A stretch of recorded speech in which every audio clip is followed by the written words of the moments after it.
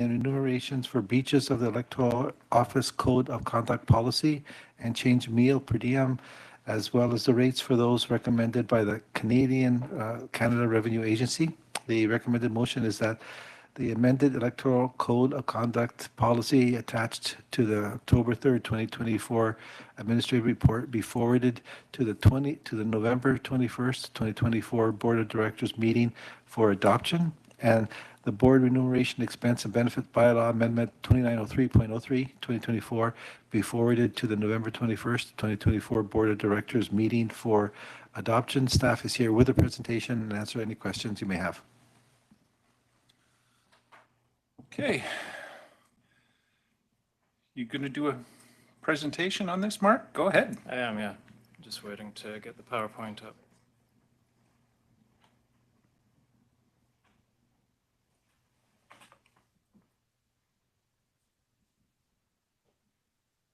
Great.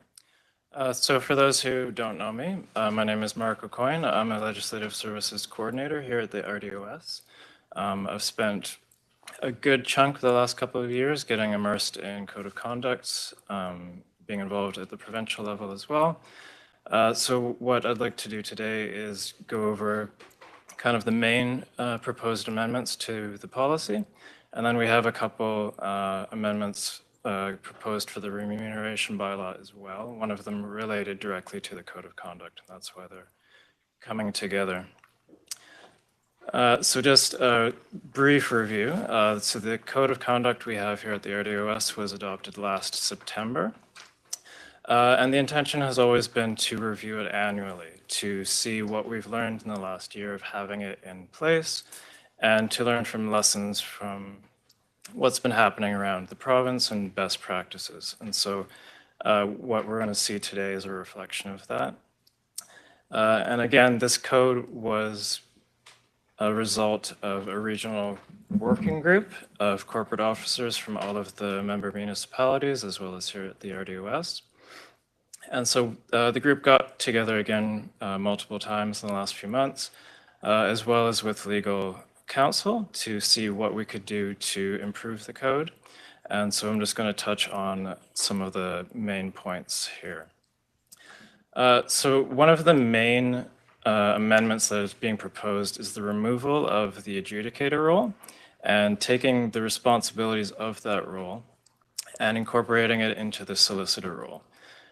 This is a result of basically the initial intention was that having a separate adjudicator role would actually save money, and having one person do the initial intake, and if it went to a formal investigation, then it would go to the solicitor.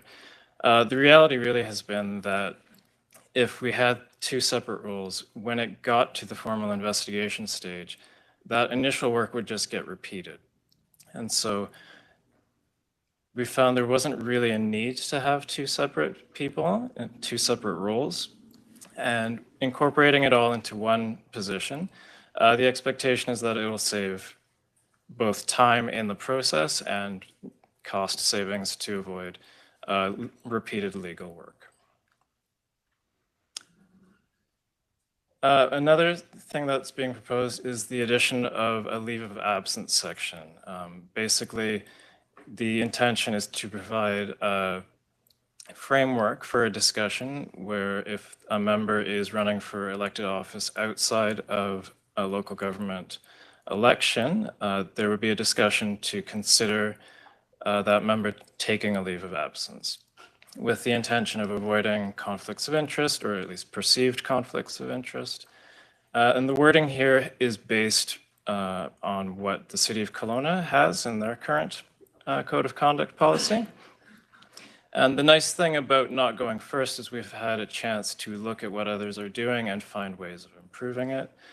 So one of the things that we've changed from what Kelowna has in place is just to provide some clarification about when it's considered that someone is running for office, because in their policy it's not super clear. And so we've kind of made sure that it's as soon as it's publicly declared, that is when they'd be considered running. That's when the conversation should take place. Another important thing that we'd like to propose being changed is the preliminary steps process. Basically, placing a greater importance on that initial step of the members trying to resolve the issue between each other before it gets too far into this process, before the solicitor would be engaged. And the more we're able to do that, the greater the cost savings, because as soon as the solicitor gets involved, obviously the price tag starts going up. Another recommendation is, so currently the policy has wording around any investigation report being considered by the board. It may be considered an open meeting. And we'd like to amend that to say that it will be, unless essentially it cannot, for the specific reasons why meetings can be closed for. And the thinking behind that is that it increases the transparency of the process and increases public trust in the process, that things are being done as they should be done. And then the last kind of big thing that we're proposing is an actual code of conduct complaint form, which would be attached to the end of the policy. And then that just provides a standard template for the complaints. It makes sure all the information required is there. There's timelines of the process so that everyone's aware right from the beginning. And there's instructions on where they should be submitted as well. And so the other part of this is the remuneration bylaw. So this one was adopted in 2020. It's been amended a couple times. The last amendment was February of last year. And that amendment saw the change in the remuneration increases being tied to the consumer price index. And the reason I point that out specifically is that it's part of, there's a similar idea of what we'd like to do with the per diems. So we'll get to that in a moment. But first, the main thing, the one that ties to the code of conduct, is the allowing for temporary reductions in remuneration for serious breaches of the code. So the policy as it's written allows for this, but it requires the remuneration policy to be amended to actually have the process in place to actually do it. So again, this policy has been adopted by the board. It's been adopted by 4 of the member municipalities as well. Of those, the city of Penticton is the only one that has adopted an amendment to the remuneration bylaw. And part of what we'd like to do is to bring us all back on the same page. And the idea of this sub-regional policy is that everyone is playing by the same rules, whether they're at their council table or around the board table. And again, this is a tool in the toolbox. It's not something that has to happen. It is, the intention is that it's a deterrent. A lot of places around BC have this in place. And in my research, I think I've found 2 instances of it actually being used. But having it in the policy, having the ability to do it, it's the teeth of the policy. It provides some actual consequences, because everything else that can be done as a result of a breach is not as strong a deterrent, obviously, as a reduction in remuneration. And then the final piece of the puzzle that we'd like to do, so we'd like to adjust the per diem rates for meals to tie in with the ones recommended by the Canadian Revenue Agency. And the nice thing about this is that the CRA rates are reviewed twice every year, and they are updated, so April 1st and October 1st. If that comes in place, the nice thing is that the bylaw doesn't have to be reviewed in this particular area. The rates would just stay current with what's reasonable. It would never fall behind. And it is similar to what the city of Penticton has done as well with theirs. And we thought this was a good idea and could be something to be considered as well. So that is the end of the presentation, and I'd be happy to hear any feedback or questions or suggestions the board may have. Okay, thanks for that, Mark. I'll go to Director Gilbert.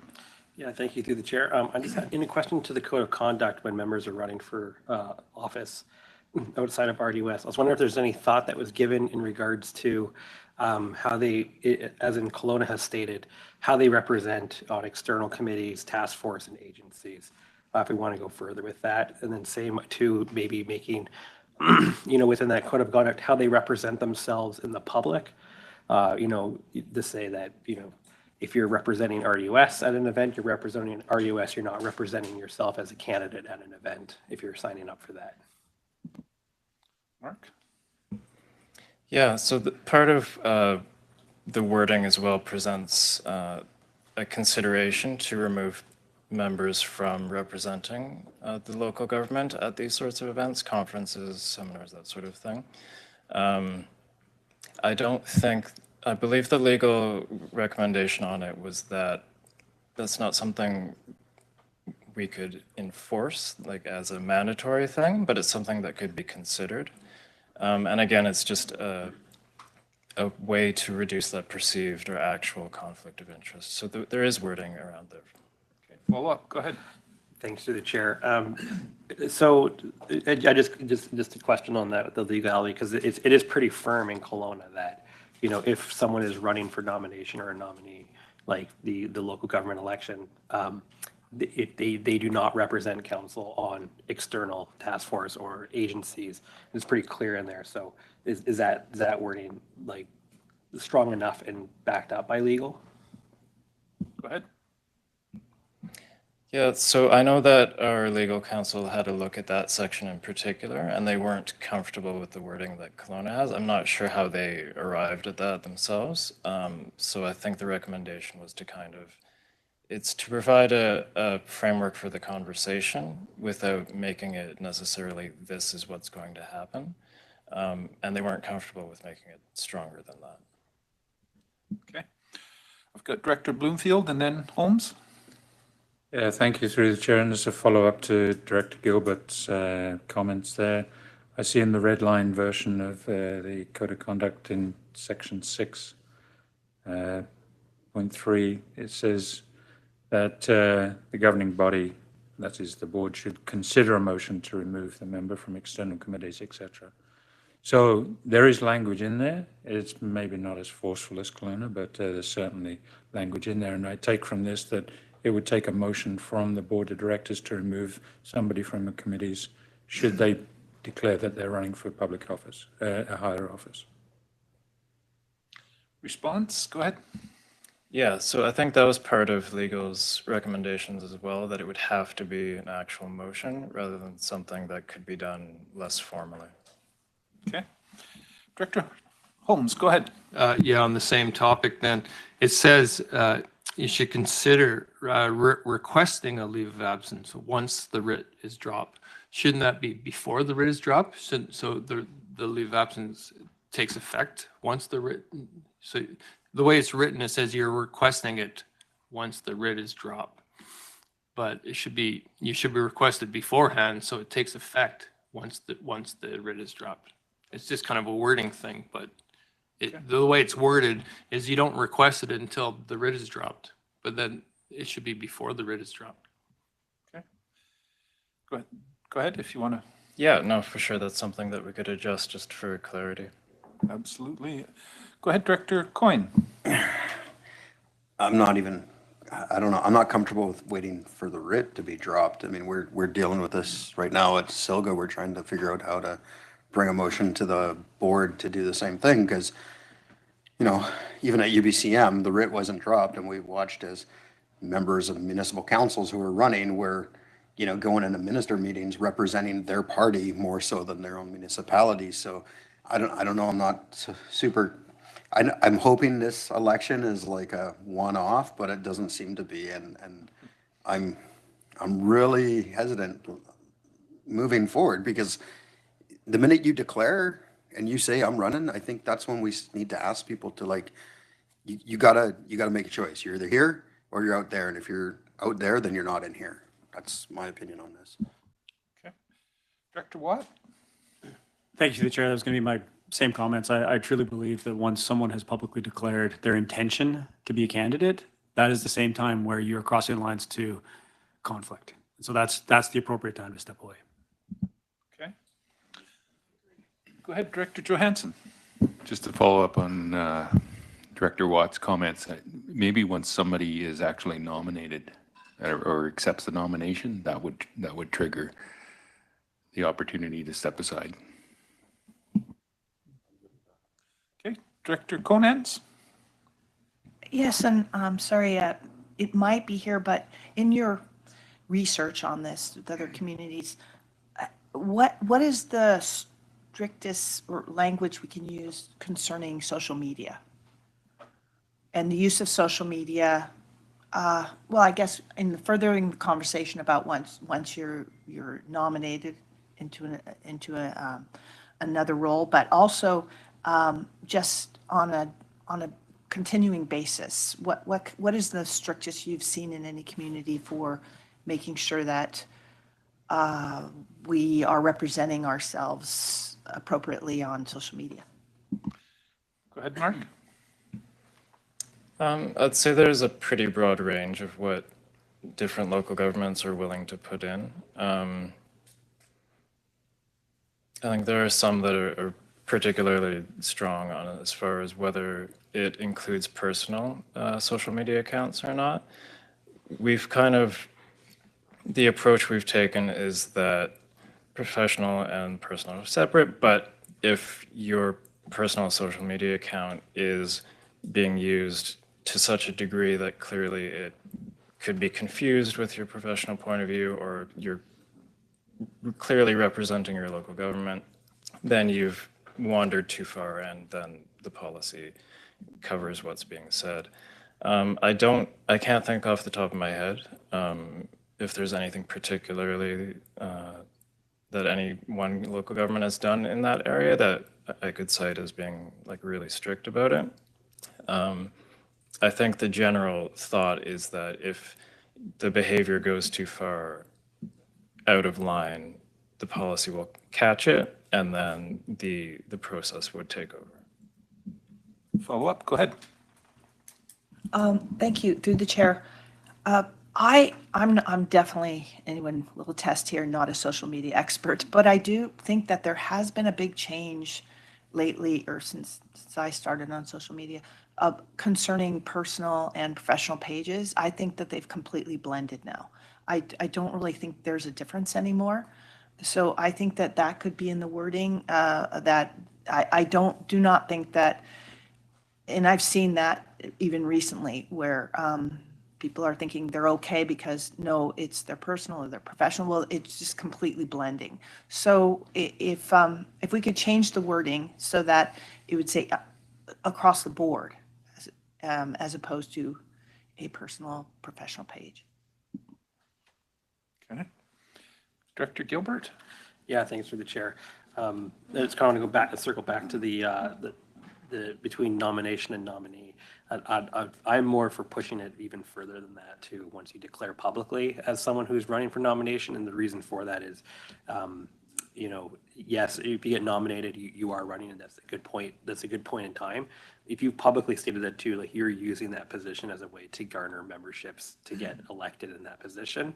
And I don't want to see that position or events being, muddied with your role as an RDOS director at events, trying to, promote one thing, but then also be promoting to get memberships so you can get elected in that nomination. I think once you declare that you plan on running publicly as someone who's running for MLA or MP, I think at that point you need to really question, and we need to look at a board to say, you're now in that political spirit. That's what your life is going to be like from that point of public announcement.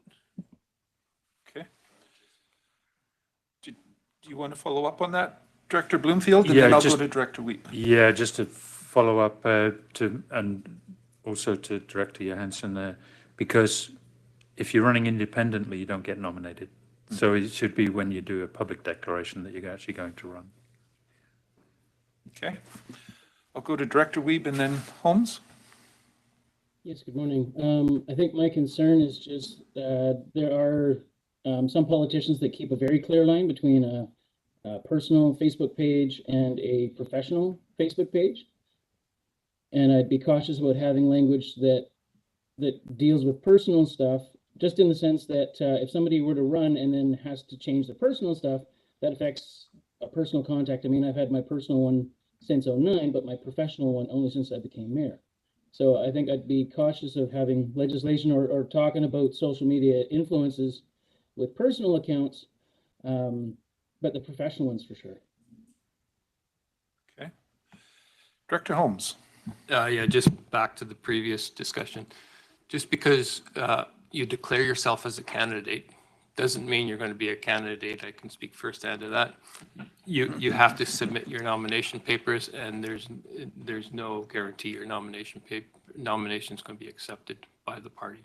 So I don't think declaring, you can declare all you want, anybody, or all you would do is just put off declaring until the last possible minute. So I don't think the declaration is the right point where you have to do it. I would say once you're nominated, then you're the candidate. So that's where I would go with that. Okay, any other discussion or questions? Director Coyne. Yeah, I know where you're coming from on that. I have a personal experience with a friend who didn't get the nomination until later and used an entire year in his position to platform and use his advantage to gain traction, right? Which is the problem, right? Everybody knew he's going to run for a certain party. He made it very vocal, and he got himself in front of ministers and other people, which really is annoying, and it kind of discredited some of the things the organizations were doing that he was part of. So you got to be very careful with that. And then I think what Director Weed was talking about with social media, we got to watch. It's a very fine line. I mean, we're not employees, so that's the tricky part here. But we can't tell our employees, you can't have a personal Facebook page or social media. But I think we have to make it very clear that if it's your personal page, then you don't talk about regional district or stuff as an official spokesperson, because that's not your role. You have a professional page, and that's where that belongs. I think that's what we have to do, and maybe we just put that into one of our documents rather than, because it's hard, right? Okay, Ms. Malden. Yeah, we do have a social media policy, and that's probably where we want to embed more strict language.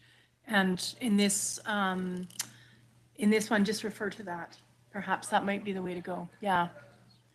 So that's where we need to do some work, is in our social media policy. We can bring that back. Okay, thanks for that. Director Holmes. Yeah, I also just want to say, so Summerland has its own code of conduct. It's not, it doesn't go along with the RDOS ones. I don't think the changes that have been made in this would be enough for Summerland to adopt this. I think it's still too prescriptive in terms of when there is a breach. It's still too going straight to the lawyers and padding the pockets of lawyers. I think that if you can't resolve, if there's a breach, every breach is different. They're not all the same. And if you can't resolve it between yourselves, I think there has to be other avenues besides going straight to the lawyers.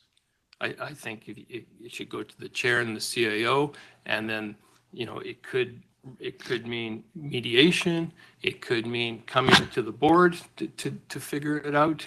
It could involve the board, and so you might want to bring in a governance facilitator, or there's many different things, because that could happen before you drag in the lawyers. I think the dragging in the lawyers should be the last resort. That's the most costly, and I don't see why we want to spend money when we don't have to, and that's why I can't really support this, because I think it's padding lawyers' pockets. Okay, Director Coyne. Yeah, just to staff, have we looked at mediation or other options as a potential? Because I think we have seen code of conducts weaponized, and I don't want to see that just because we can. Yeah, Ms. Molden? we've looked at the different options that are available and of course, you know, working with legal counsel and research on other policies and that. And this is the one that, you know, when the board had the workshop some time ago, there was real discussion about keeping the chair and the CAO out of it as much as possible. And there's been weaponizing in all areas that have implemented one, and I think everybody's learned a lot. But I think for the most part, people are going with this method more than anything else. The mediation person was what we had originally envisioned as an adjudicator, and really very helpful comments and surprising comments from the lawyers and others that really it's a duplication of work once it gets, if it should happen to get to a lawyer. And some of them really do need to. So that's why we had proposed taking that step out and really working more with a complaint that comes in through the corporate officer and really encouraging the participants to get together. And then if that can't be resolved with meetings getting together, then it goes to the lawyer. Okay. Director Gilbert. Yeah, thanks through the chair. And I just want to kind of comment on that as well as, you know, I do want to see the CEO and the chair, because if you're the one that has a problem with the chair, then they can't be the mediator for it. Also, too, I don't mind it being prescriptive, because if one thing that lawyers like is when it's gray, because then you're going to have to go to that and have to discern what that code of conduct is. So the more I know have that balance between prescriptive and gray area, I think the more gray you have, the more you're going to go to a lawyer, because you're going to have to discern what that code of conduct actually means, and when you kind of have more clear language on what the code of conduct for board of directors are. Okay, any other questions, comments? Oh, sorry, Director Watt.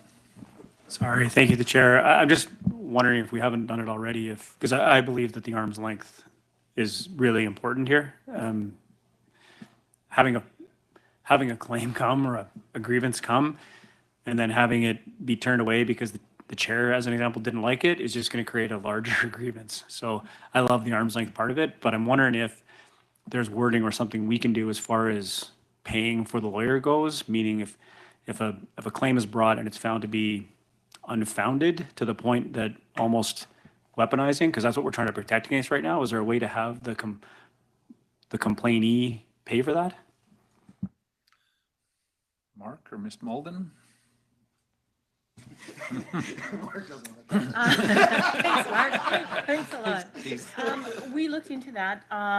We would get a legal on that, actually, because the gray area of that was, can you compel somebody to cover legal costs if they express a concern that they feel is valid? So that's where that sticking point was on that. If somebody really felt that they had a case and such, must they be compelled to pay the costs of that?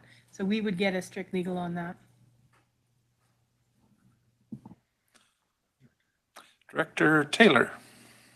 Yeah, I'm leaning towards third party and legal involvement, but I don't know how many times our CAO and chair might feel that they've served a useful role on this. So I think I'd like to hear from the CAO and or chair in that regard.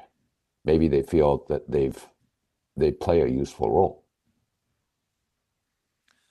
Oh, from my perspective, I kind of think I shouldn't, as the chair, be involved, and because it could be about myself, or I'm not sure if the chair should be influencing it either. It should be worked out between the two first.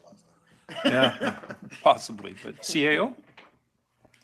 Well, it's going to depend on the CEO you have, because some CAOs have no problem. I wouldn't. I would tell you what you need to hear, not what you want to hear. But there are other CAOs that you may end up with, and same thing with the municipalities, that they don't want to be part of it. Mm-hmm. Sure, Director Johansson. I'm just wondering about, talking about the chair and just the flow of the request. Like I know in Oliver, if it's a complaint about the mayor, it goes to the CAO. If it's a complaint about another councillor, it comes to the mayor, and the mayor and the CAO deal with it from there. So I'm thinking that's the way it should flow. I think in our case, it goes first, they try to work it out, and then if there's an official complaint, it goes through the corporate officer, is where it goes. So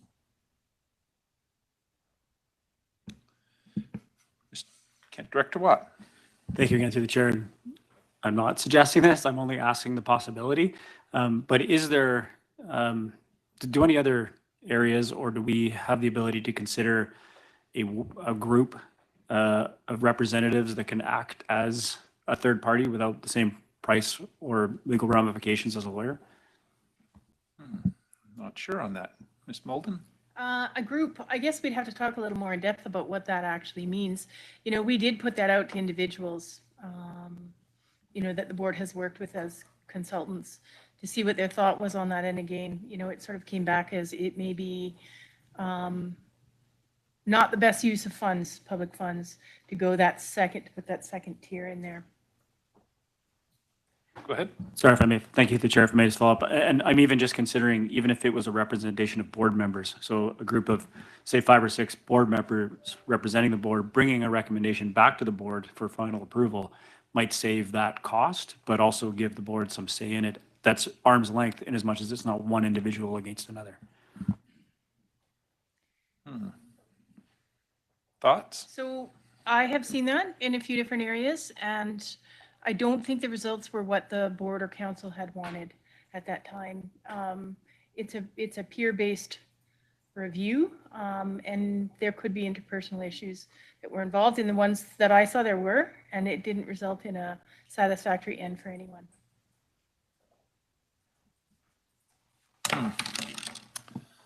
Okay, lots of discussion, but go ahead, Director Conans.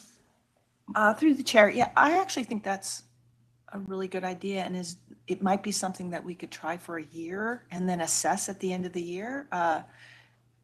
In that, I mean, I understand it just seems like in any way there's no unbiased way to do this, but we do want to avoid padding lawyers' pockets. So maybe a group to see how it works for a year and then assess it in a year. Okay. Director Bloomfield? Yes, and as much as I recognize the need to keep costs down and save on lawyers' bills, but I do think that if we have even a small select committee of board members acting as adjudicators in a complaint from one board member to another, then we run the risk of having bigger fractures within the board and more contention between different board members. And I think that that's something to be avoided at all costs. And so I think that sometimes you have to have that recourse to go to legal opinion or adjudicate or whatever, however that may work. But I think we need to keep it away from decisions being made at the board level, whether it be at all of the board or just part of the board. I think that that's going to be problematic. Go ahead, Director Gilbert. Thank you, through the chair. This is kind of an experimental one, what I'm going to bring up here now. But I was just wondering, you know, is there a possibility, because I know we don't want, essentially, at the end of the day, the code of conduct to be used as a weapon against boards, against other board members. You know, and I'd like to know the opinion of our corporate officer on this one, and the board as well, of having, you know, is there a possibility of putting something in there that there's like a cooling period before you go and talk to the person one-on-one, peer-to-peer? Because I understand how people can get really angry really quickly, and then you have that cooling period. Then you can sit down as 2 individuals, discuss it, have it out, and then so you're trying to avoid going to that legal action, to kind of put that mechanism in there and say, okay, if it's not, you know, too serious, cool it down, and then have the conversation with the person. So it's not, you know, you're going to put the code of conduct forward, you know, have a cooling period before we go into a conversation with someone that we have issues with. Thoughts on that, Ms. Molden? So the board can build any time frame that they like in each step along the way. So cooling period, yes, we could absolutely put that in there and then adjust, you know, sort of the time frames of moving it to a lawyer and the lawyer's responsibility to get stuff back or finding back in a certain period of time. Those can all be adjusted according to the need or the desire of the board, for sure. Okay. Not seeing any other hands. Is there a direction from the board on this? There is the recommended motion, but I'll make the motion. You're moving the recommendation? Okay, moved, seconded. It's on the floor. Ms. Malden? Just looking for some clarity here on when somebody would declare, is it the nomination period? We didn't quite get, I don't think we got clear direction on that part of it. When somebody would take a leave of absence. Okay. There were several different concepts. Go ahead, Director Johansson, and then. No, I kind of listened to the conversation, but I think once somebody has accepted the nomination, that triggers another level altogether. I'm not sure how much campaigning really goes on publicly in the nomination period, because are you not trying to get nominated by people that are already in the party in the local riding? So your campaigning is going on with those people, not necessarily, you're not out there publicly trying to get the nomination. Once you've gotten nominated and you accept that nomination, that triggers another level altogether, to me. Okay. Director Watt? Thank you, the Chair, and I very much appreciate that. My only concern personally is, of course, if somebody's not running for a specific party, they're not getting a nomination at all. And I really believe the wording include intent. When you declare intent, your mindset changes. We've all been through an election, and we know our mindset is about getting elected the minute we've actually committed to doing it. So I think when you've publicly declared the intent to run is when you are crossing the line to conflict, because your mindset changes for what you're doing as a director. And that's when I believe it's the right time to step away. Okay. Director Gilbert?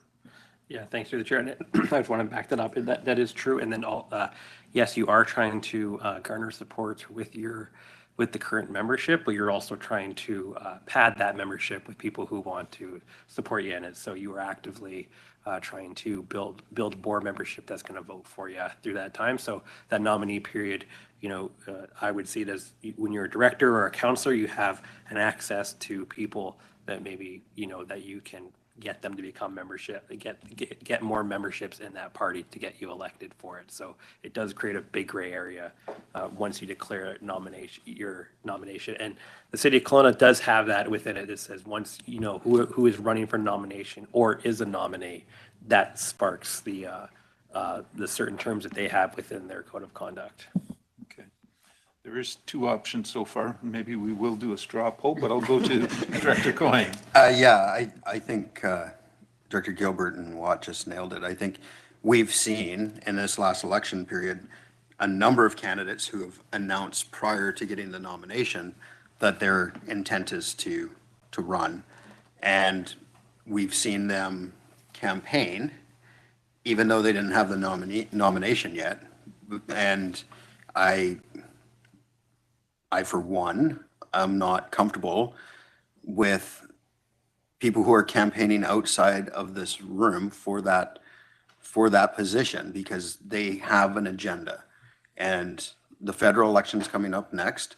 And if you want to be a member of, you want to get the nomination for, say, the Conservative Party of Canada, you need to get enough membership, and you need to be vocal about your wanting the membership or that spot. So you're out there right now campaigning for memberships, not just the nomination, but the memberships to get the nomination. And that's the challenge here. And it's frustrating because we're supposed to be a democratic system, but at the same time, we've seen people use this as a huge sounding board to get press for their purpose. And I'm really struggling with this because I've had friends who have done this, and they announced, and we were at conventions and they were representing different organizations, but they were representing their will to be a party nominee, and we're in front of ministers, and they're using it as talking points to then try to get one up on a minister when they're not even the nominee yet. And it's horrible, and it's got to stop. And I think if we as local politicians say this has got to stop, you gotta play by a certain level of moral code here. And if you're not going to, then we're going to do it for you. That's all I got. Okay, so as I see it, there's kind of the two options, either at the time of nomination or your time of intent to seek office. publicly say you're. Yeah, publicly intend to run for office. So let's call for just a quick show of hands for those that would believe it should start at the time of nomination. Okay. And then the time of the showing of intent to run for office. All right, it seems like that where it should go for the time being. Go ahead, Director Johansson. Not to continue the conversation, but I just wonder about timeline. I mean, I've seen all kinds of things in the 6 years I've been here. I've been involved in conversations, people asking me whether I would run in the last election as a Liberal candidate. And you start having those conversations a good 2 years before the election. You're talking about the federal election a year from now. I've heard you mention that you've been asked to run for the NDP. I know, but you've mentioned it, so the conversations are ongoing. You could not declare your intent, but you're thinking about it, you're having conversations. It's getting really muddy. Like when's the timeline? Two months before the writ? A year before the writ? 2 years? I mean, I did vote not when you accept the nomination, but it gets really muddy when somebody's really intent or just kind of checking out to see what people think.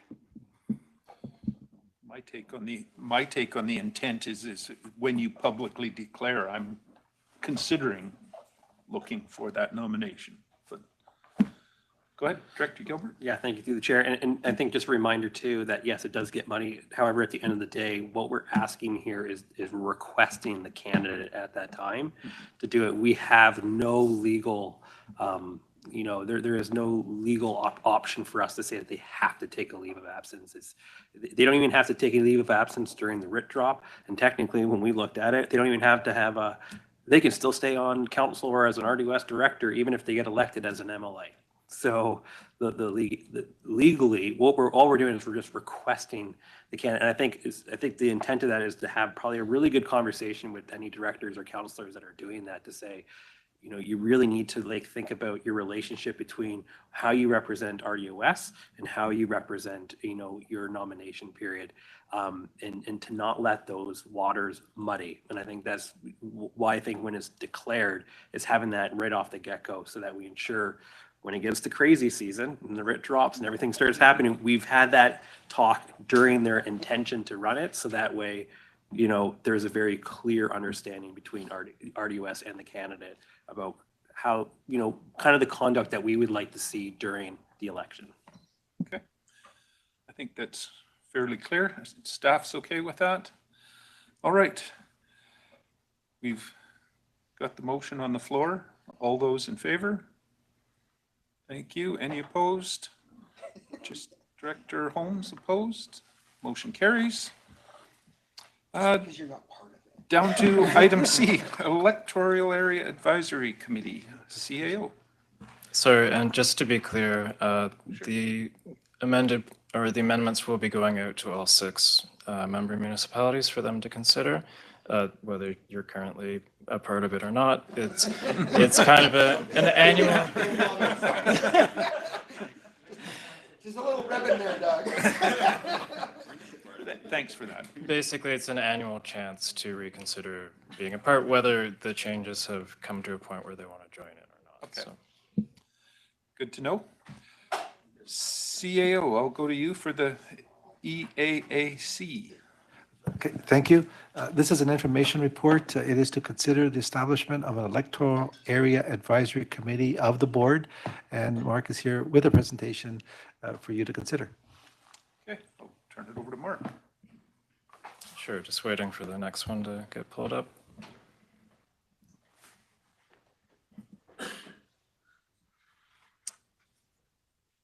So this report's kind of born out of a general interest that has been shown recently for the creation of an electoral area advisory committee. This is meant to be an initial discussion. There will be more information coming. The planning department will also have some input on their perspective. Alan Nielsen will be presenting some related information as part of his efficiency audit. But this is more of a look at the legislative side of things and what is currently happening in other regional districts. But to begin with, what is an EAC? It's a standing committee of a board of directors. Generally, it's comprised of all current electoral area directors of that board. Generally, it varies from place to place, and we'll have a look at what other places are doing, but the items under consideration are generally of a purely rural nature. It serves as an advisory body to the board, so it has no authority to make decisions. All recommendations would be forwarded to the board for consideration. Again, these committees go by different names in different places, but they're generally, the intent is similar. But we did have a look at 3 in particular to see how they're doing it. The Regional District of North Okanagan, they have an electoral area advisory committee.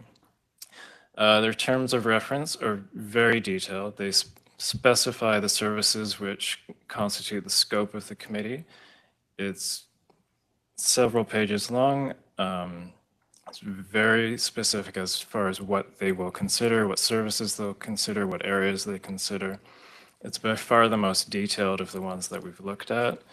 And the feeling there is that because it is so detailed, it provides the greatest clarity for expectations, both from staff and elected officials. And their terms of reference specifies that they meet once each month without specifying a particular date, just that the frequency is once every month. The Peace River Regional District, they call theirs the Electoral Area Directors Committee. So their terms of reference states the committee considers items only referred to it by the board or of a purely rural nature. And it does specify that they meet the 3rd Thursday of each month, so it's very prescriptive as far as when they meet. And because it is a specific date, it provides clear expectations for time commitments and expenses. There's no gray areas for things to kind of spiral out of control with additional meetings. And the final one we looked at was the Comox Valley Regional District. They have an Electoral Areas Services Committee. So of the ones we've looked at, this is the only one that had specifically in their terms of reference that a staff member is assigned as an advisor to the committee, and that there's a potential for a recording secretary to be appointed as well. It has no set meeting schedule, which has led to irregular meetings and just no clear expectation on time commitments, workload, expenses related to the committee meeting. Just having a look at how they've been meeting recently, they've been meeting once, twice, 3 times a month, and it provides just not a lot of guidance as far as how things will happen and how often they'll meet. And so it's generally speaking, if the board wants to go forward with creating an electoral area advisory committee, that would not be our recommendation, just because it does allow for too much wiggle room in that area. So just general thoughts on a potential RDOS EAC. It would be comprised of all 9 electoral area directors. Again, it would be advisory only. The terms of reference for the committee would have to be adopted by the board, and that we'd like it to meet on a monthly specified schedule, just for the greatest clarity around workload, expenses, all that sort of thing. And the committee would be supported by a new half FTE administrative coordinator position to assist with running the committee, organizing it, making sure items moved through the committee and onto the board as necessary. So things to be considered, obviously the board could choose to continue with the current committee structure. It could move forward with the establishment of an electoral area advisory committee with the half FTE position. And there could also be some consideration for the meeting day structure. Potential would be starting the day with the board of directors meeting, followed by the current committees, and then having the EAC be the final meeting of the day, because it would be comprised of only electoral area directors. Obviously, the municipal directors would be welcome to attend, but they would not be required to. And if having it at the end of the day would provide just the structure that they could come for the board and the committees, and then they would be able to head out after that. Again, this is meant to be an initial discussion of this committee. Planning definitely has some additional input to provide. They'll be coming relatively soon, I believe. And then again, Alan Nielsen will be coming on November 7th to present the results of his efficiency audit, and the committee structure will be one of the things he will be touching on. Having said that, if there's any questions or feedback, be welcome to hear it now. Director Gilbert. Yeah, thank you through the chair. I think this is a really good idea, and I'm going to propose a radical idea to this.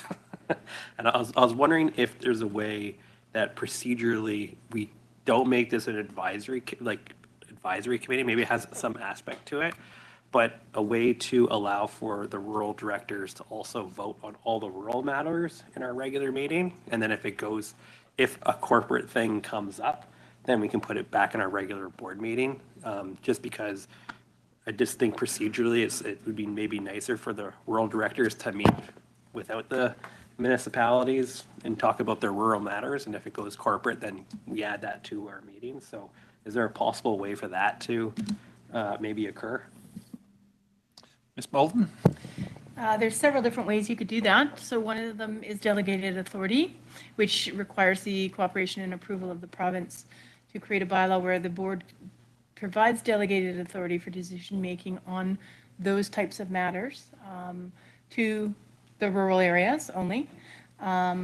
Several have done that. I don't know whether they're still doing that or not, other regional districts. The other alternative is, as we had done in the past many years ago, we had an electoral area committee which was convened. There was at least 2 municipal directors present, and that was quorum for the board. So it was like a board meeting, but you had to have that quorum present in order to make decisions, and that was considered an alternative to actually delegating authority just to the electoral areas. Okay. Director Coyne? I'm excited about this. I've been asking Christy and everybody about this since I think I got elected, and I think we're the only regional district without an EA committee. I don't care what we call it. It's an electoral area committee. The advisory is just like all of our committee of the whole meetings, because that's what these are, committee of the whole meetings, and they're just advisory. We just make some decisions, pass them back to the board, and the board makes final decision. So I don't really care that way.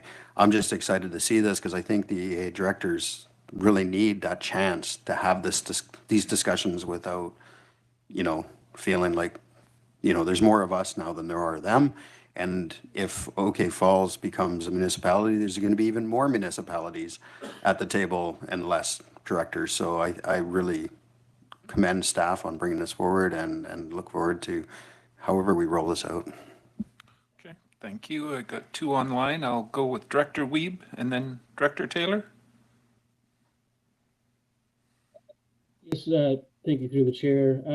So one of the concerns I have just with 9 electoral areas is that Keremeos, and I can speak unlike any of the other municipalities, some of our core services are provided through the electoral area model, in that it's through the RDOS and not through the village.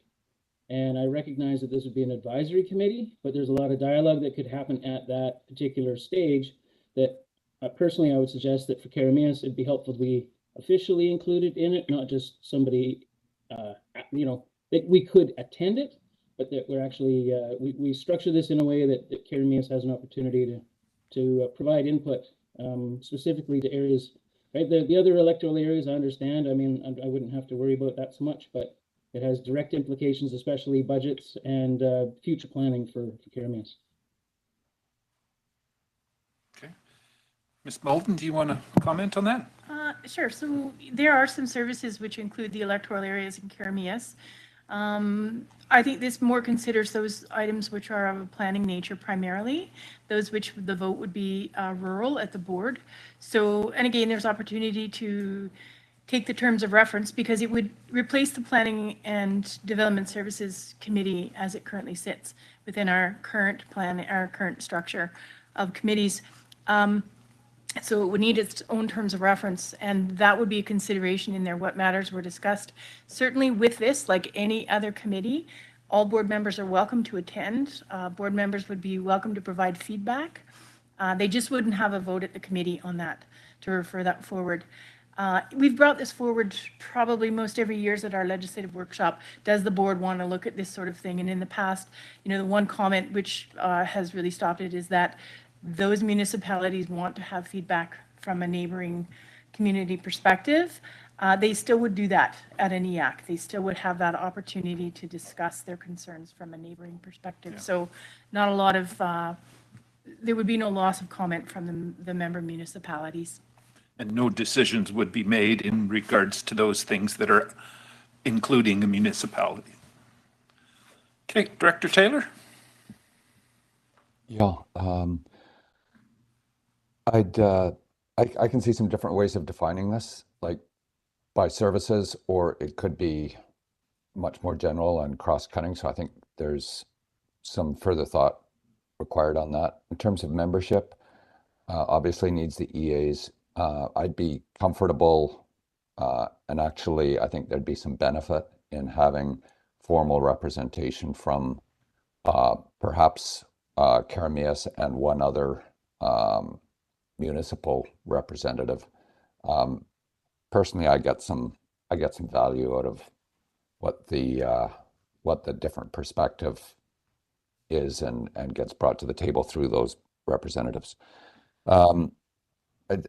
The advisory thing kind of rubs me the wrong way. I don't see that this would be any different than any other committee. So I guess I'm just wondering, are they all advisory or are we the only advisory? When do we get to grow up? And in terms of staff, appreciate the idea that this could be for a new individual, but I think it might actually do a lot better if it had someone who had a certain amount of gray hair and experience of how RDOS works and runs. Because I think a lot of the issues are going to relate to multiple different services. So, thank you. Okay, just for clarity purposes, all our committees are advisory to the board, so it would fall in that same category. But Ms. Molden or Mark, did you want to comment on any of his other questions there? Or? Well, the one I do want to comment on is the one about the new person without gray hair. I think what we were talking more about was it would have a resource impact. So certainly, you know, it would be put into the planning department to use the best person with the most knowledge to manage that aspect of it. Okay. I've got Director Roberts and then Director Gettins. Thank you, through the chair. I think a lot of what has been proposed will be great. I'm excited about it. I think there is already a lot of checks and balances. And again, it's been stated multiple times that decisions will be then finalized or made at the board. But it's a great opportunity for us to get together on the electoral areas, the things that commonalities that we have. And there are differences so that we can come to understand each one of our areas and their uniqueness. I think it's a real important step and I look forward to it. And I think it's also important to have staff there. It's good for the not only continuity, but transparency and having everything looked after. I can't remember 5 minutes ago. It's always nice to have somebody that's keeping me on my toes, crossing the T's and dotting the I's. Thank you. Okay, thanks for that. Director Gettins. Thanks. I just have a question and then a comment. Is this, I'm just a little bit confused about the purpose of it. Is it to replace the planning committee? And we would only be talking about rural land matters at this committee? I'm just, because we've heard that a little, what is this? Ms. Mould? So that's one option, yes, absolutely. And that's the option that you would see laid out in those other regional districts, which Mark has put the report together on. Primarily, that's the use of it, because you can't really have an advisory committee and withhold those who, you know, have a significant interest or a voting interest at the board on that. So typically the two are separate like that, but there's opportunity for discussion in developing a terms of reference. And again, like Mark has said, you know, planning has some perspective on this, and certainly Alan Nielsen does as well as part of his efficiency audit and things that he has done around the province. We will get the benefit of his recommendations based on that as well. So Thanks. If I could just do a Sure. quick follow-up. Go Then, ahead. so I think this is just for information, because if we've got other like planning and Nielsen coming, I think I would like to hear more from them.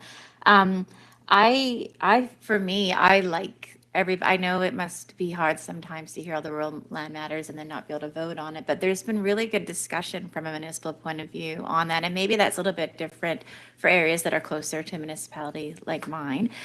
So I do like that, but I also see the value of having an EA forum, because we did this last term and it wasn't really specific. We only had, I think, one, maybe two meetings. And I think Director Holmes, you came to one where we talked about EA areas in general and what are we working on? And are there ways to partnership? Like, we just didn't really have that strategic conversation for rural areas. And I like to kind of create that opportunity. So curious to hear more from planning, curious to hear more from Nielsen. There was a schedule on potentially doing the board. I do like a 9 a.m. board start. I think that's the only consistent board start we can have. We tried the 1 p.m. and I don't know if we ever actually made the 1 p.m. I think for citizens, 9 a.m. is great. Having rural land matters at the end for members that have to leave, I totally get that. But curious to have more conversation, and thanks for bringing this forward. Okay. Director Holmes and then Coyne? So I can think of 60,000 reasons why this might not be the best time to start something like this. I think we make these decisions during the course of the year, then come budget time, people are shocked about how much tax increase they're going to have to pay and how many more staff are being added. I think, you know, especially after last year, how many additional staff were added. There ought to be a hiring freeze if anything. I think people are still hurting. I think times are tough, and for us to be adding staff, I don't think it's the right time. That's my opinion. And on that note, so presumably this coordinator would come out of the electoral area budgets and wouldn't impact municipality. Okay, Director Coyne. I think, I think Director Holmes kind of just sort of made part of my point here, is there's 9 electoral area directors and there's 20 of us around the board table.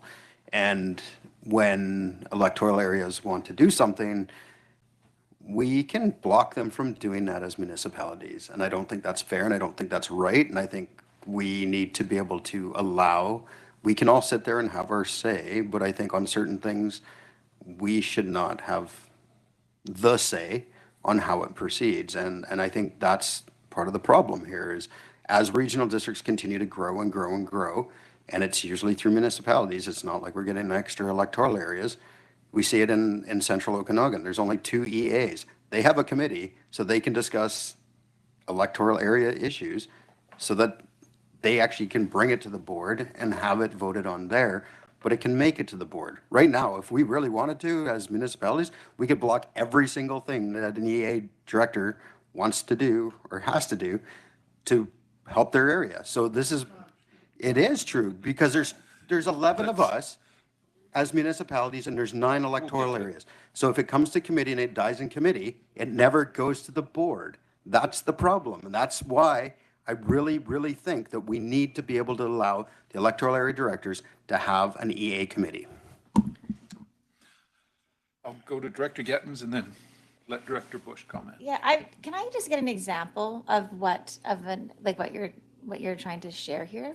Landfill, garbage, like these are. Okay, but hold on, so we're not talking about land use matters then, those garbage is a regional issue, landfill is a regional issue. There's other ones too. Like what? There's things around, say, the use of a piece of property. You know, if it comes to the committee and we say no, and the EA directors say yes, and the municipalities are like against it, it can stop. But the rural directors can stop land use in a Yeah, rural area. and it's your which is right what to do happens. so. I think that's the difference. If you guys decide you want to do something with your zoning, it should be up to you. It shouldn't be up to the municipalities. And right now, it can be decided by the municipalities. I get that this is not something that happens all the time, but there is a very big potential that this can happen on a regular basis. So not to have a debate direct with the chair, but it feels like that's a different direction than what we're heading with rural land matters. So I just want to be clear on where we're heading, and maybe that'll be better with when we hear from planning and then the Nielsen, but that's different than DVPs. You know what I mean? Like garbage is different. So we're talking about two different things. Director Bush and then Federico. Yeah, well, first of all, I agree with Director Holmes. I think it's a waste of time and money. But the other thing is, when it comes to voting, we either have a rural vote or a corporate vote, and I'm sure that's not going to change, right? Yeah, that's at the board table, yes. Well, we're not going to be passing things that are corporate vote in an EA meeting. No. So what's the difference? Director Federico? Thank you, through the chair. I think one example would be your current radius notification. If that came to when it came to the board at the committee, if the municipalities decided that they didn't want to explore that, they could have voted that down. Whereas that's a rural matter that maybe the rest of them didn't have to sit through the however many conversations we've had there. That potentially would be a stronger conversation because it only impacts the rural directors. And then we could have just sat down and really delved into that. Not too many municipalities have put comments into that, and it doesn't affect them. So that I think is one strong area, or at least a topic that could have been covered just electoral area, things that pertain just to us. I'm very much in support of this. I think with some of the conversations around short-term rentals, business licenses, a lot of those things that would only really impact us, gives a space to have those conversations. And if any of the municipal directors really would like to voice their opinion, they're welcome to attend. They'll see the agenda, they'll know what's on there. They can stay, they can come, they can participate.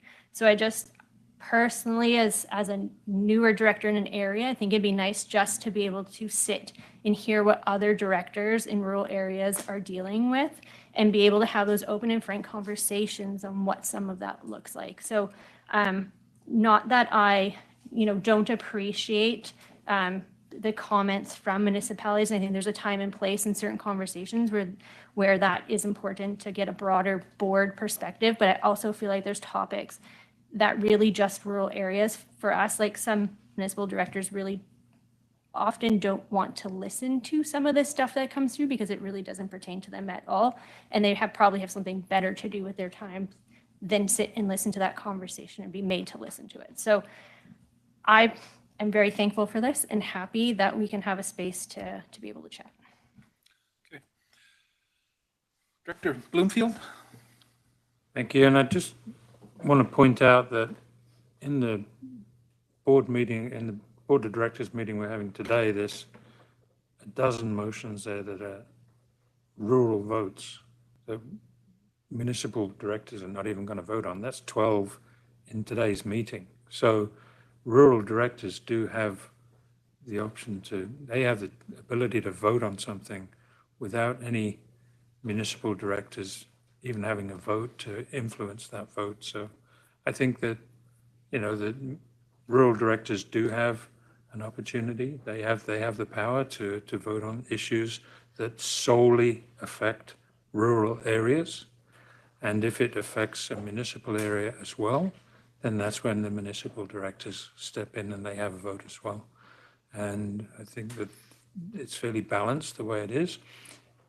If the electoral areas want to have their own committee and on an advisory basis, then, okay, but we've got to make that decision at budget time, I think. Yeah. My suspicion is that's kind of the intent anyway. It would probably have to go through that at the same time as budget. I do have one question, and it was kind of brought up by Director Bloomfield. Those planning items that are on today's agenda, for example, if we went with this RDOAC committee. Would that mean those planning items would not have to be on the regular board meeting, or would they, and how would that look? Would they be dealt with in the EAAC and then just come to the board for approval in the end without so long of a time of dealing with it in the board meeting? There are options for that. And Chris Garish, when we had a conversation with him, he felt very strongly, you know, in one way, about how those applications, as opposed to, you know, DVPs and OZP amendments and all of that, how those were dealt with. So again, that's where we felt it was really important to have a conversation with planning staff on that, as well as Alan Nielsen's perspective. So there are different ways to do that. I know that the North Okanagan does it different than Comox Valley. They put all their applications in at the EAC, and it flows forward in that regard. That means often, though, that there's a delay in the processing of it, and that's hard for applicants to, you know, be caught up in an electoral area advisory committee permission process prior to even getting to the board. So it's a bit of a longer process for that. And there's different intricacies in there that I know Chris would like to inform the board on. So you have options, I guess, is what it is. If you chose to put all of that at committee, you could then put it at the consent agenda on the next board and it would ride through. Presumably it's had the discussion and the support that it needs at committee. So bigger discussion on that. Okay. I guess we need to just hear more from those that are still to present, but much appreciated, the information. It's worth considering, and I guess we will deal with that when it comes. I think that does it for our agenda. So looking for a motion to adjourn. Moved, seconded, all in favor?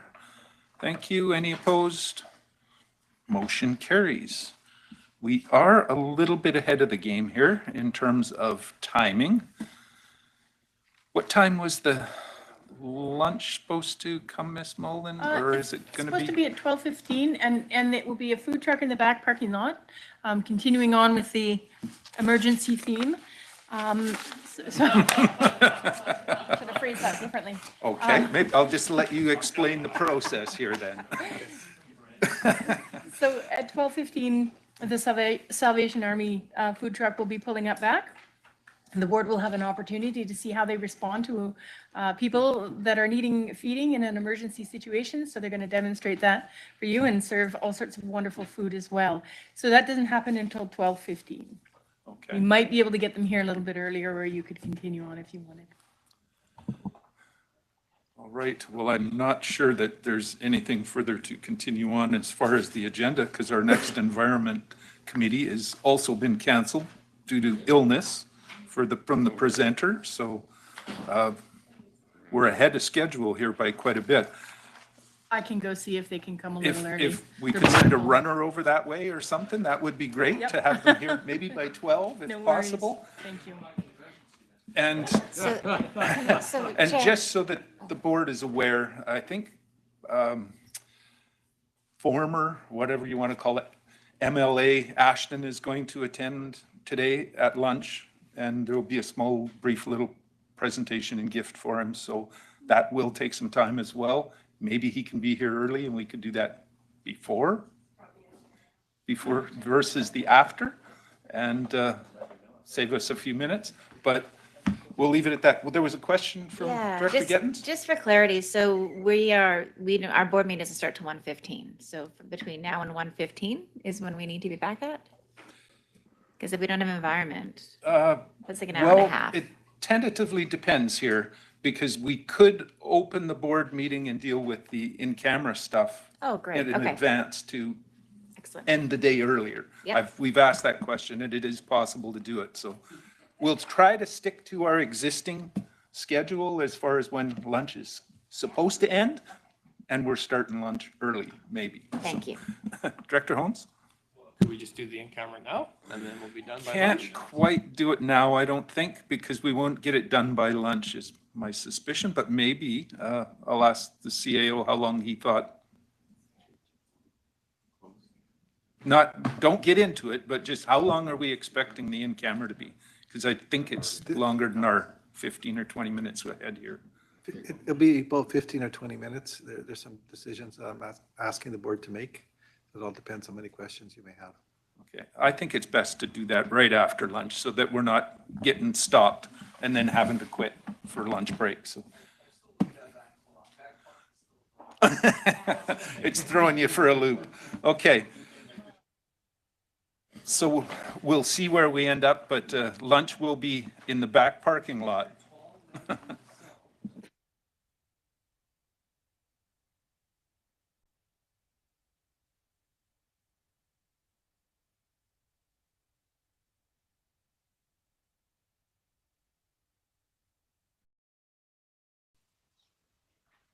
Okay, we're good to go.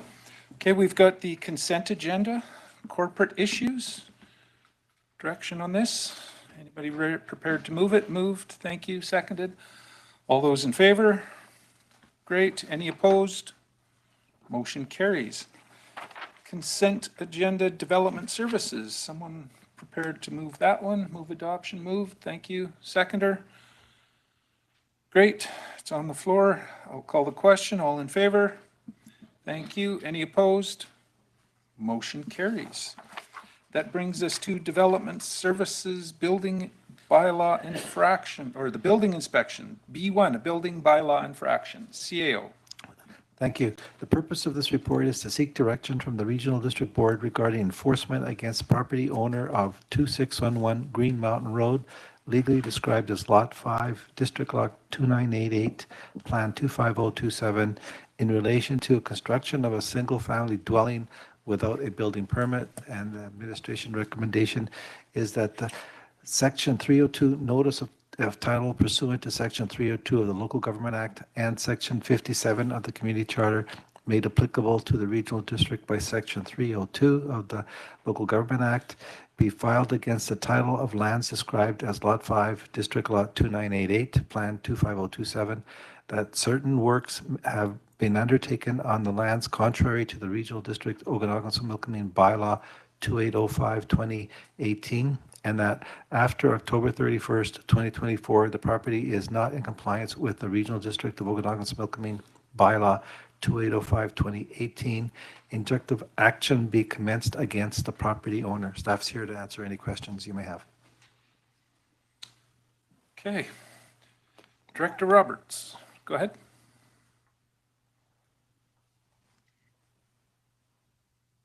Thank you to the chair. Just a quick question, and I'm assuming because usually we've got what area? I think this is area I, is it not? Yeah, go ahead. Yes, yeah, area I. It would be. Okay. Thank you. Any other questions on this? Director Fedrigo. Yes, thank you, through the chair. It says that the owner had passed away. So has there been contact with whoever now, I'm missing family or, sorry, words escaping me, but whoever then now is entitled to the property? Has there been contact with them, and are they aware of the situation? Mark? Yeah, we contacted, there's two people on title. So we did contact the other person on title who lives in Vancouver, and we're working through the process in some avenues they can to bring it into compliance. So they are working towards that. We just have to be concerned about a potential sale with the current situation. Okay. See no other questions? Oh, go ahead, Director Bush. Can I ask what's the process to bring it into compliance once it's already built? Go ahead, Mark. So they'd have to obtain either a building permit to bring it, to get all the inspections done, potentially an engineer to certify the structural work that we couldn't inspect. The other option is demolition, and that would probably be the more likely option. Wow, I mean, talk about bad luck. Your house burns down, your husband dies. Sorry. Okay. Not seeing any other questions. Director Manning, do you want to make a motion on this one? This is area I. You're moving it? Moved. Is there a seconder for it? Thank you. We usually ask if the applicant is in the room and wants to speak to this or online. I'm not seeing anybody, but I'll check with Adam. Is there anybody that you're seeing that would prepared to address this? If you're online, raise your hand so we can see you. Don't think there is. So any other discussion on this? Seeing none, this is a corporate vote. I'll call the question. All those in favor? Thank you. Any opposed? Motion carries. B2, another building bylaw infraction, this time in Area F. CAO. Thank you. The purpose of this report is to seek direction from the Regional District Board regarding enforcement against the property owner of 429 North Beach Road, legally described as Lot 18, Plan 11635, District Lot 2694, in relation to placement of structures without a building permit. And the administrative recommendation is that Section 302 notice on title pursuant to Section 302 of the Local Government Act and Section 57 of the Community Charter made applicable to the regional district by Section 302 of the Local Government Act be filed against the title of lands described as Lot 18, Plan 11635, District Lot 2694, that certain works have been undertaken on the lands contrary to the Regional District Okanagan-Similkameen Building Bylaw 2805-2018, and that if after October 13, 2024, the property is not in compliance with the Regional District of Okanagan-Similkameen Bylaw 2805-2018, injunctive action be commenced against the property owner and against staff here to answer your questions. Okay. Before I ask if the owner's here, is there any questions on this from the board for staff? Director Gettins? Thanks. Yeah, I just wanted to just review the background and the timeline. So there's a single family dwelling on that was noted on November 9th, 2021, and that didn't have a building permit. And then the letter was sent a year later. So am I following along right, Mark? Is that? A letter was sent November 9th, 2022. Okay, perfect. And then, sorry? Just a second part you might be looking at, there was, that's right about when the rock slide happened, just outside Summerline. So we also had a geohazard report conducted for those properties below. This happens to be one of them. So there was another letter sent acknowledging a geohazard concern on that property. Okay. And then, but then in March, the owner came in and said it wasn't a home, it was a trailer that he's renovating as an RV. And it'll stay there except occasionally he'll move it. So I guess I'm just wanting to know is it a single family, is it permanent or is it an RV? Or is that the question? We would not consider an RV. It would be essentially a utility trailer, I believe, is what the certification it carries, and it's been set up in a semi-permanent fashion with a deck out front and used as a summer vacation spot. And if I can ask another follow-up.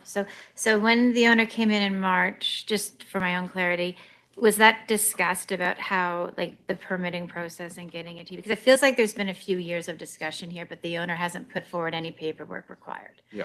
Okay, thank you.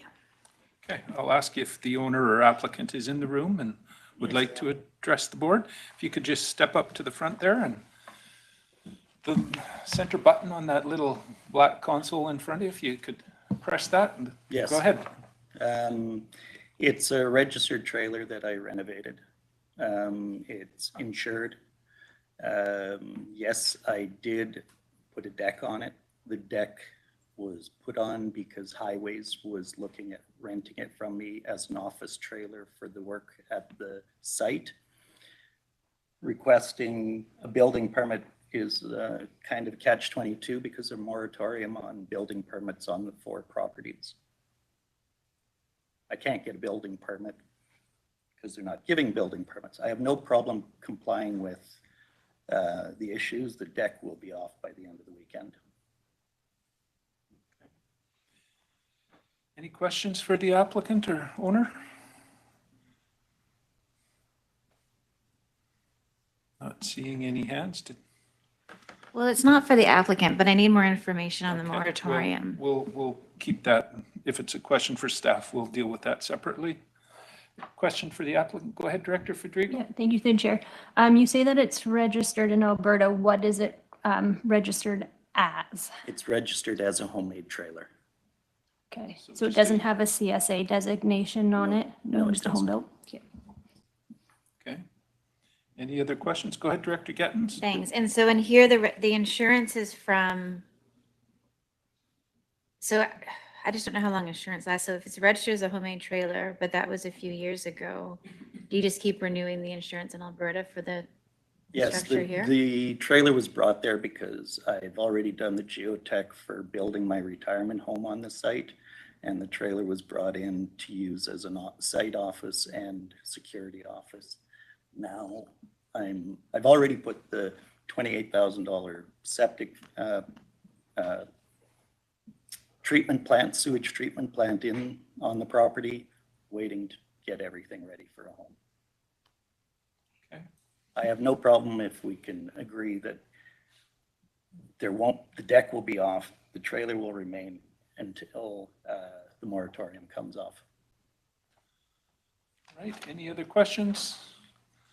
Seeing none, thank you, sir. Oh, is that a question for the applicant? Okay. Thanks, sir, for presenting. We'll go back to the board here and see where it goes. I'll go to Director Gettens for direction on this, or do you have some more questions? Yeah, before I'd you... just like to hear about discussions. I needed more information on the moratorium and Okay. the septic. I need more. Do you want to ask that? One last thing. Sure. I'm from Calgary and I'm coming back and for these issues. Okay. So Noted. Do you want to ask the question of Mr. Petrie? Yeah, thanks. I just need to know more about this moratorium. Is that because of the rock slide? Yeah, so we had a geotech provide a study on the affected properties from the rock fissure that was happening above it. They designated, I believe, one of the properties as being it as medium to high hazard. So in order to get a building permit, they'd have to get a geotech report that would make a statement that would say that the land can be used safely for the use intended. And it's a tough statement for them to make. Okay. Anything further? Yeah, sorry. So with the geotech was November 23rd. So that's still 2 years after the first discussion with the applicant. So before the rock slide, there wasn't a moratorium on the building permit. So paperwork could have been submitted before that. And then now we've got this rock slide above, and it's going to be difficult to get a geotech to release that. So it's more of a risk and not so much the deck and that type. And that, yeah, is that correct? Yeah, it definitely complicated Yeah. matters. It increased our desire to obviously deal with it. Yeah. We have a lot of files. They are actively working on reducing the risk, obviously. They're doing work. I think they've ceased for a bit right now, but that is their plan. And if they can mitigate that risk to this property, that would likely be lifted. And I don't have the current status of where they're at with that project. Okay. Just as one more follow-up then, Sure. if you don't mind, Chair.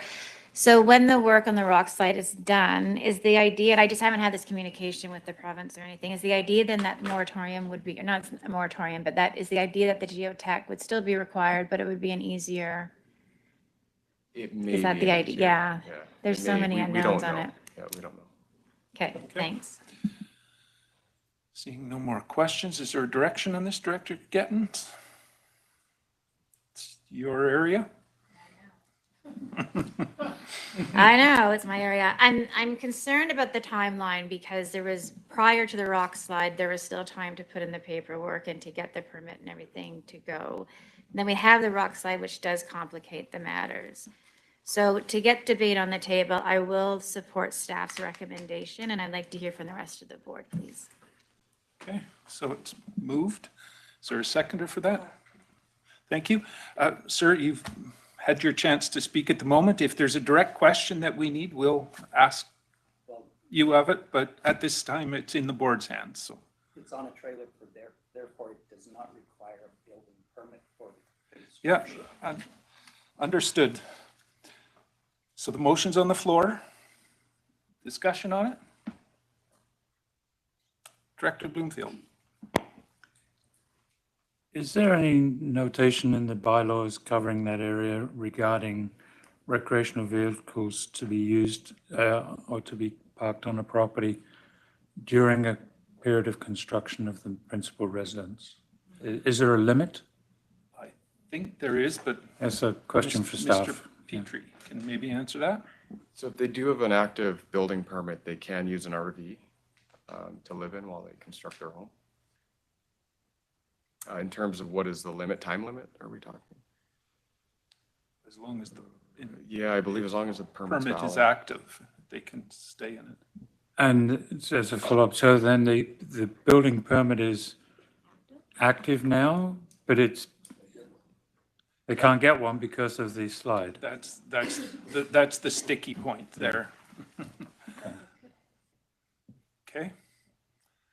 Any other discussion on this? Director Taylor, go ahead. Yeah, I just want to ask staff, is that it looks like a semi-trailer with something built on top. And I guess I'm wondering, that sounds brilliant, a quick solution, but what exactly is the structure that's there? Because to me, it doesn't look like an RV. It doesn't look like a semi-trailer. I'm not sure what it is. Okay, Mr. Petrie. So there's obviously lots of different designations of structures, but this one here looks to be renovated from a utility trailer into a useful quasi dwelling with a deck on the front. Okay. Anything further? Go ahead, Director Bush. Yeah, I just think that we should wait till the moratorium's lifted. Director Coyne? Yeah, I understand there's some timeline issues that Director Gettins has, but at the same time, you know, there's no way for this guy right now to rectify any of the real problems because we can't give a building permit in the meantime. So he's stuck in a limbo, we're stuck in a limbo until all this stuff is dealt with. So I don't know, how do you, I can't support that at this time anyway. Okay, Director Gettins. Thanks. So how can we, because it's frustrating, the timeline is frustrating because there was an opportunity to get the paperwork in and there was discussion between the applicant and the staff. And then that didn't happen. And we've seen that before. And then we have this rock slide and that complicates everything. And now we have this moratorium and now we've got this, like you just said, this person in limbo. And now what do we do? And it's tough because we got this previous year before the rock slide to demonstrate that there wasn't a lot of, you know, that you weren't like this, the applicant was not, or the property owner was not coming forward getting the paperwork done. So is there, what can we do as the regional district to provide a bit more time? And I mean, like, I don't know, who knows when that rock slide is going to be corrected and when we can get this, like, we cannot get a date from the province. It could be years, but the choice of the applicant to live where you're living without that geotech and what you're doing, is there anybody beneath this property line that's in danger? I guess that's a question. And what can we do as a regional district to let everybody know that we're not okay with this? And if you buy this property as it is, it's not. Like, is that a section 302? Yeah, that's the notice on title. The notice on title. Is that the section 302 notice on property? Is that what that is? And then can we put a timeline or something? Like, it's just, this is a frustrating case for me because, like I said, you had time before, you didn't do the paperwork, you came in on March 2023, said you're going to keep it there. You could have applied for a TUP at that time. Then after that is when the rock slide came, and now we're in this situation that's really challenging. Is that a question? So, no, it's not a question. I can read it in the report. Are there any other questions or discussion on this? We're going to see, but Director Holmes? I have the same feeling that there ought to be a middle way somewhere. And so maybe the alternative is place a notice of deficiency and abandon further enforcement action until such a time when the slide is dealt with. And then we can revisit it with perhaps a notice on title if it needed then. I don't know if that's an option or not, but it's a suggestion. It is an option, but Director Bloomfield? Thank you. I think under the the title, you can put a section 219, isn't it? Where you got a notice on title that something is in contravention. So it stops. What we need is we need an alert system to anybody who might buy the property to know that there's an issue. That's why we need a notation on title of some kind, but it doesn't have to be a 302. Is that right? Look at Christie to maybe clarify that, Ms. but we don't. Malden? So there are options to put notation on title other than a formal notice on title, a 302. So that is an option that could be explored as well. Yeah. And then no, it's okay. Maybe not a 219. I've seen enough of them. I should remember it by heart. But it's just a notation on title that there's something that's needs to be investigated at the governing body prior to, anybody who's looking to buy the property. They should. My understanding is that's what the 302 is. It used to be known as a different number, but it's now known as this. It's a notice on title that there's an issue. So, and then the issue is if the property gets sold and then the buyer doesn't know anything about this discussion at all. And why would they without a notice being on title? And so that's the issue. When could it be lifted? It could be lifted as soon as the moratorium is lifted, because then they have the ability to get a permit for a resident, potentially get a permit. Geotech assessment. Okay, but we do at the moment have a motion on the floor that reads this notice, and if after October 31st of 2024 compliance isn't reached, we will start enforcement actions. So we can amend that, but I'll go to Director Gettens. Thanks. So compliance is to have the trailer removed. Right, is that the only way to comply? With the Go ahead. With the modifications, we would see it that way. Yeah, the deck and the trailer. Okay. Director Coyne? So what would keep the applicant from removing the deck, pulling it out for a couple of days and then putting it back on his property? It's been modified. It's no longer modified. It's left the property, it's come back. Like, it's not a dwelling technically, because it's a self-made trailer insured by the insurance company in Alberta as a self-made trailer, not as a RV or a mobile home or anything like that. So how would you then deal with that situation? Because Move forward on that. Not a simple one, but go ahead.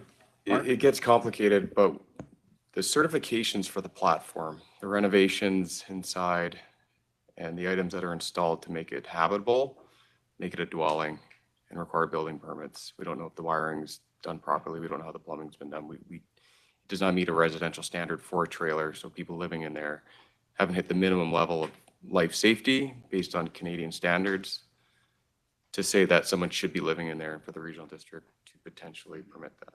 So, Follow up, go ahead. But if he lives in Calgary and he's not living in there, and it's no different than an RV that leaves the property, comes back, I'm having a real hard time with they calling it a dwelling at this point when it's not it's not classified as a dwelling under his insurance and his title on the trailer itself. So Okay. Director Gettens. Thanks. And I don't know, Mark, if you're able to answer it, but is the trailer hooked up to the septic system? don't have that answer at this point. Can I ask the owner if the trailer is hooked up to the system? I believe we can, if he's prepared to answer. It is when it's here. It's a quick connect. So it's an RV type hookup. Yeah, quick Okay. connect and twist off. Okay. Did I see a hand over here? Go ahead, Director Federico, and then Yes, thank you to the chair. So what we're potentially going to put on title then is just to alert any potential buyer that that trailer needs to be removed or inspected. or inspected. Okay. The The motion on the floor, though, is the title and enforcement after October 31st. So unless someone's prepared to amend that, I'm going to call the question on, you could remove the enforcement portion, but see, go ahead, Christy. So the board's options right now would be to vote for it as it stands or to defeat it in its And make a entirety. new Or motion. the third one would be to split the motion. Okay, we could split the motion too. All right. Director Holmes, you'd like to split it? Okay, we'll do that. And I'm going to call the question on the first portion, which is just the section 302, notice on title. All those in favor? Okay, any opposed? Do you need those opposed, the two? Motion does carry. And the second part of that is enforcement after October 31st of this year. Call the question on that. All those in favor? Okay, opposed? The balance. So motion is defeated. So there's just a notice on title going on at this stage, just so everybody's aware of that. And down to C1, Development Services, CAO, floodplain exemption in Area E. Thank you. This application seeks an exemption from the floodplain regulation contained within the electoral area E zoning bylaw 2800/2022 in order to allow the development of a two-story single detached dwelling within the floodplain setback and below the flood construction level of the creek. And the staff recommendation is that the Board of Directors approve a floodplain exemption for Lot 5, Plan KAP 11557, District Lot 210 for 3535 3rd Street, Naramata, in order to permit the development of a single detached dwelling within the floodplain setback and below the flood construction level of a creek, subject to the following conditions.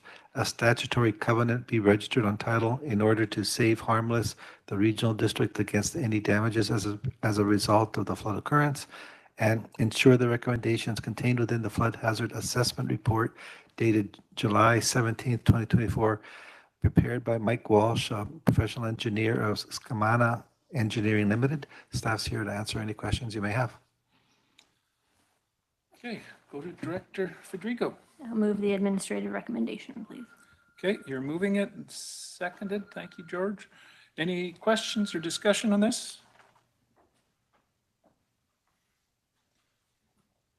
This one is a rural vote. I'll call the question. All those in favor? Thank you. Any opposed? Was that opposed, Director Taylor? No? Okay, just a delayed hand. All right. Thank you. That motion carries. That brings us over to C2, which is Parkland Dedication in Electoral Area I, CAO. Thank you. As part of the proposed 8-lot subdivision for the subject property, the property owner is proposing to make a payment to the regional district in the amount that equals the market value of 5% of the land being subdivided, and the recommended motion is that the Board of Directors require the owner of the land described in Lot 5, Plan EEP 74523, District Lot 1055 for 199 Alder Avenue, Culloden, provide a cash in lieu of parkland in accordance with Section 510.1.b of the Local Government Act, and that an amount of $82,000 be paid to the regional district as fulfillment of the requirement of Section 510.1.b of the Local Government Act for the subdivision of the property described as Lot 5, EPP 74523, District Lot 1055, again for 199 Alder Street, Culloden, within 6 months. Staff's here to answer questions. Director Manning, direction on this one? You're prepared to?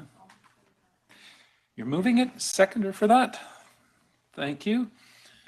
Any discussion or questions on this? Director Gettens. Yeah, thanks to the chair. It's not so much this application that I'm curious about, but does this happen more? Like, when we're seeing these developments, do we see more developers buying themselves out of giving parkland and doing the cash? Or like, I'm just curious about the percentage. And the reason I'm asking, of course, is that, you know, land keeps going up in value and it makes places a nice place to be. And if we're accepting $82,000 in cash, I don't know too much what we're going to do with that, but I'm just curious if this is the trend that you're seeing, or is it sort of split 50-50 around development? Go ahead, Ben. Just off the top of my head, I think the last few that we've brought to the board, at least over the last year and a half, have mostly been cash in lieu of parkland rather than a land dedication. I could add just a little bit to that. It's generally in the OCP as to what you're going to accept for parkland dedication. Like my area, I was after parkland more close to the lake. So if it was way off in nowhere land, you may not accept it. So I think that has some bearing as to what's acceptable or not. Anything further? Maybe it was something we should talk about another time. Again, I don't have no on this application, like they're close to the lake and I get that. I just think in general, like we need our green space and I just. Parkland is always needed for sure. Director Coyne? I think it's important, what you just said, Director Gettins, is that we should discuss this because every time we take in parkland, there's also a cost associated with that parkland. And a lot of your park services are through a bylaw. And if the bylaw has a cap on it, then you can't maintain the services. And we see around the district where services don't necessarily meet not the requirement, but the expectation of citizens. So the more we take on, the more it costs, but we can't deal with it, right? So I think that's a really good point. I think if that's something we were to bring up later or have staff bring up later is a good discussion to have. Any further discussion? Oh, go ahead, Director Bush. Yeah, I was just wondering, is this land on the old railway right away? I'm not sure. Staff?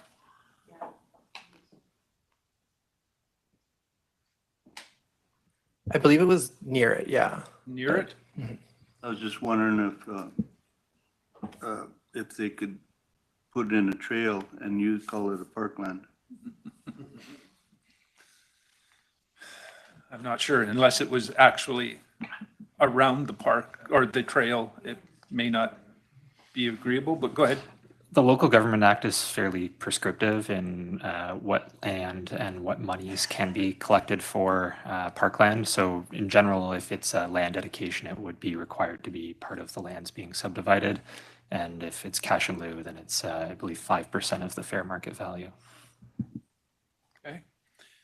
Any further discussion on this one? Seeing none, this one's a corporate vote. Call the question. All those in favor? Thank you. Any opposed? Motion carries. C3, a temporary use permit in Area A, CAO. Thank you. This application is seeking to allow a vacation rental use on the subject property through the issuance of a temporary use permit. Recommended motion is that the temporary use permit number A 2024.017 to allow vacation rental use. Sorry, my eyes are going. 38-8401 120 Avenue B approved. Staff's here to answer questions. Okay, I do have one question for staff, and generally I'm supportive of the 1 year and trying to see how that works, but I'm curious, as this is in a strata, do we know if there are rules that the strata has in place regarding short-term rentals?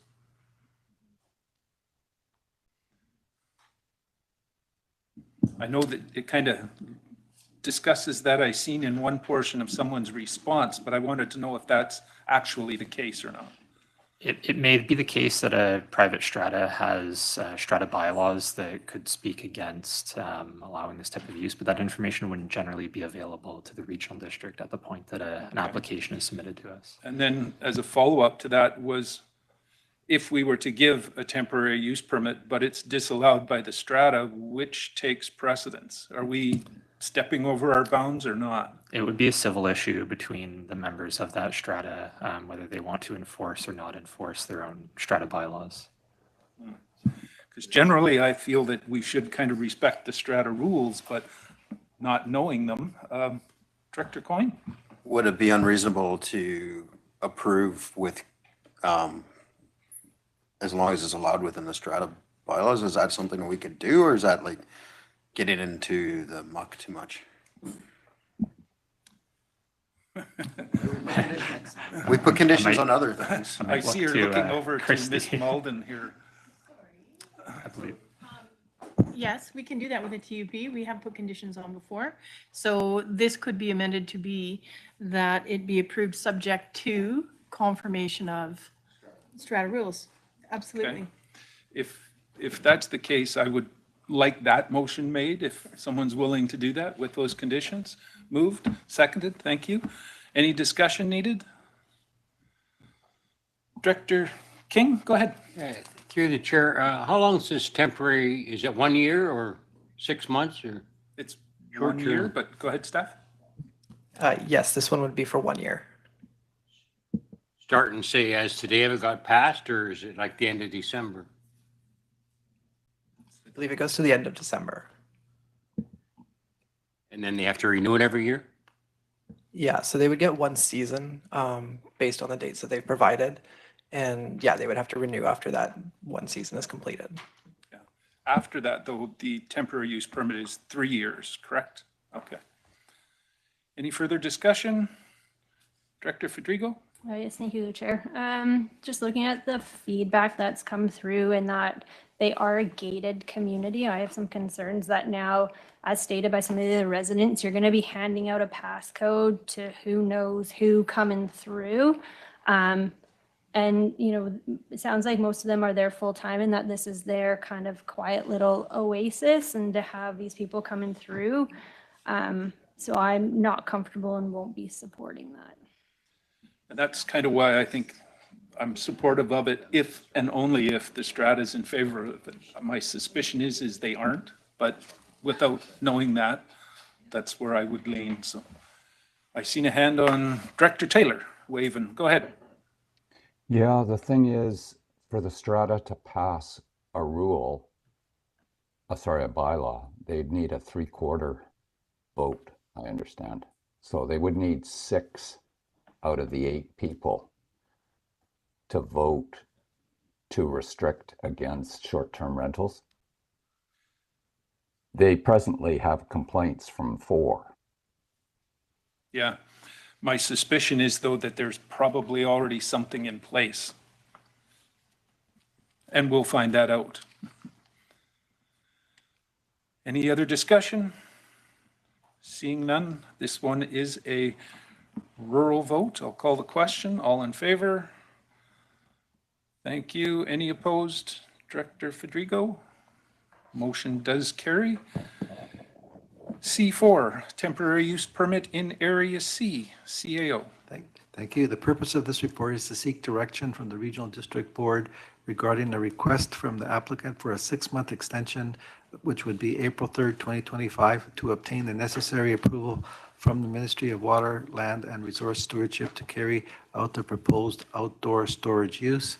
The recommended motion is that the applicant's request for a 6-month extension until April 3rd, 2025, to obtain required approval for the Ministry of Water, Land, Resource Stewardship be refused, and that temporary use permit C 2022.22 TUP to allow for an outdoor storage use and residential occupancy of the 2 residential vehicles at 380 Wilson Mountain Road be denied. Staff's here to answer your questions. Okay, I'll go to Director Knodel for direction on this. This one's a toughie because we keep postponing it. We're in breach of Section 11 of the Water Act if we allow it to go ahead.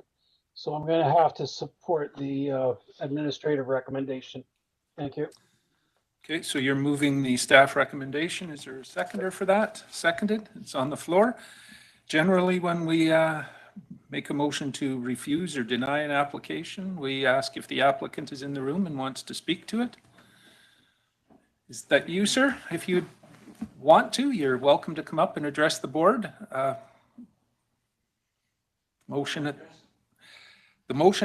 Maybe just explain what you're attempting to do or why you need the extra time. Or whatever that can be done. And sometimes I wonder, why do we need permission to do so? Okay. It's my land. If my neighbor wants to store a camper there, we make an agreement. Can I not do that? There are land use rules, so.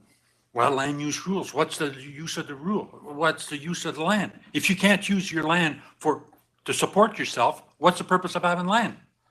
Well, good point. But anything further you'd like to tell the board?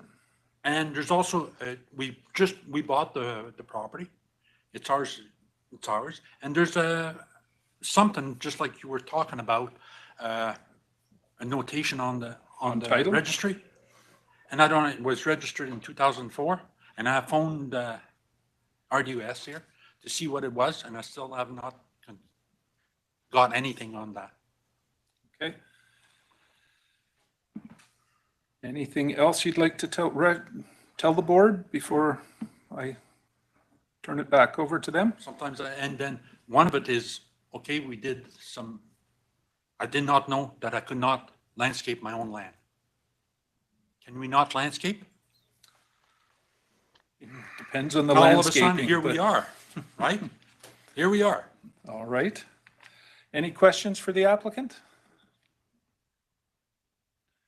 Is that a hand, Director Knodel? Yeah, I'd just like to know if you've got any indication from the Department of Water, Lands, Resources as to a possible hearing on this matter. Right now, that's our main issue, is that we're in breach of Section 11.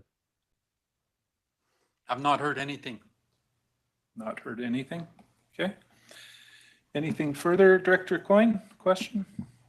So this is to just store an RV on a portion of your property, is that? Well, there's an area about 4 acres. That's 3-4 acres. That's away from the road. It's naturally fenced. Is anybody living in it, or is it just storage? No. What do you mean living in? Like, there's in the nobody RV? living in the RV, it's just somebody's gonna park an RV on your? Well, that's what I'm saying, just storage. Okay, Yes. thank you.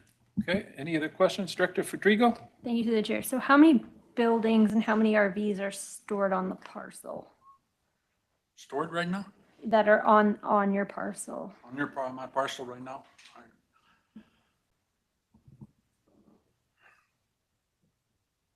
There's 3 of them that we live in.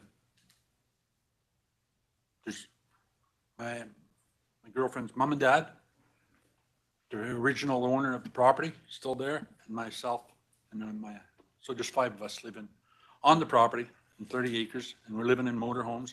The house that was there burnt. We have no funds to build. Kick us out, where are we gonna go? And the stored, Pardon me? how many stored trailers are on the, like your neighbors wanting to store it on your place? Are there others, is what she's asking. There's 2 other, one we use to go travel with, Okay, but only one that you're storing for other people. just one that is parked at the top. Okay. But yeah. Okay, thank you. Any other questions for the applicant? Seeing none, thank you, sir. I'll go back to the board here and we'll make a decision. So the motion on the floor at the moment is to refuse the application. Any further discussion on that?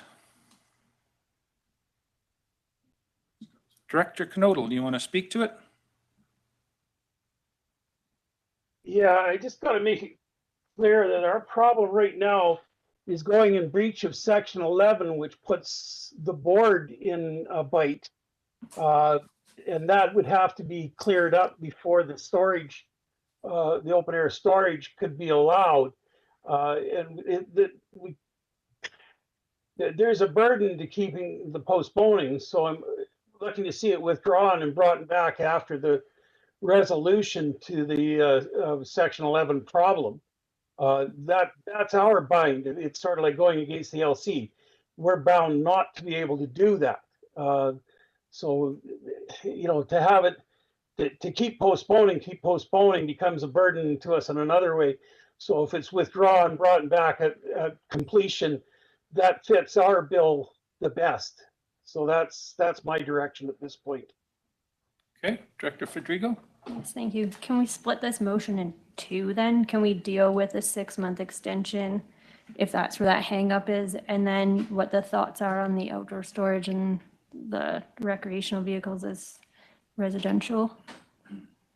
Or as Director Knodel feels that they're connected? I think you can't do one before the other, but I'll ask Director Knodel his thoughts on that.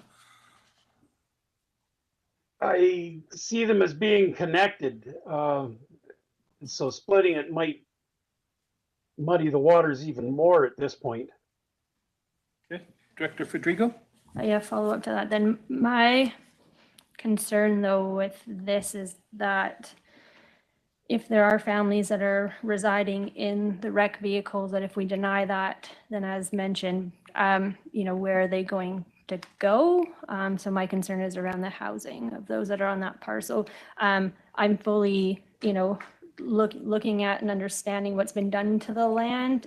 Wasn't quite landscaping, was a little bit more than that. So I appreciate that where we're at with section 11 is important. It's just the other half of that is where my thoughts are. Okay. Director Taylor? Yeah, is there any septic field? And are the 2 units that are being lived, 3 units that are being lived in, are they hooked up to that septic? I'm not sure. Does staff know the answer to that?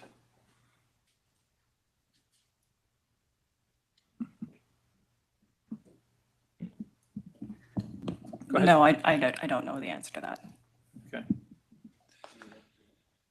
The owner, would you care to answer? Are the trailers that you're living in, are they hooked up to any septic, or are they just operating off of the holding tanks that are in them? There's some form of septic field that was there. Oh, prior. from the house that had burnt down? That's what you're From the house connected? that burnt down, and also there was 2 trailers at one time there. So there was an existing septic of some sort. Whether, I don't believe, I'll be honest with you, it's not above board. It's like a. It's not something that you had inspected? It's mine. Okay, It's we'll mine leave it at pipe. that. It's a 45-gallon drum in the ground, and the water goes out in the Okay, and understood. But at the same time, I got a question. Why is it so important to dispose of human waste as compared to dog waste? Or your horse, or your dog, or... We're not here to answer that question, But that is a question. Why do we have to, we're concerned about what? Our environment? This isn't a debate on that, Oh, no, sir, okay, and okay. we're not going to get into that.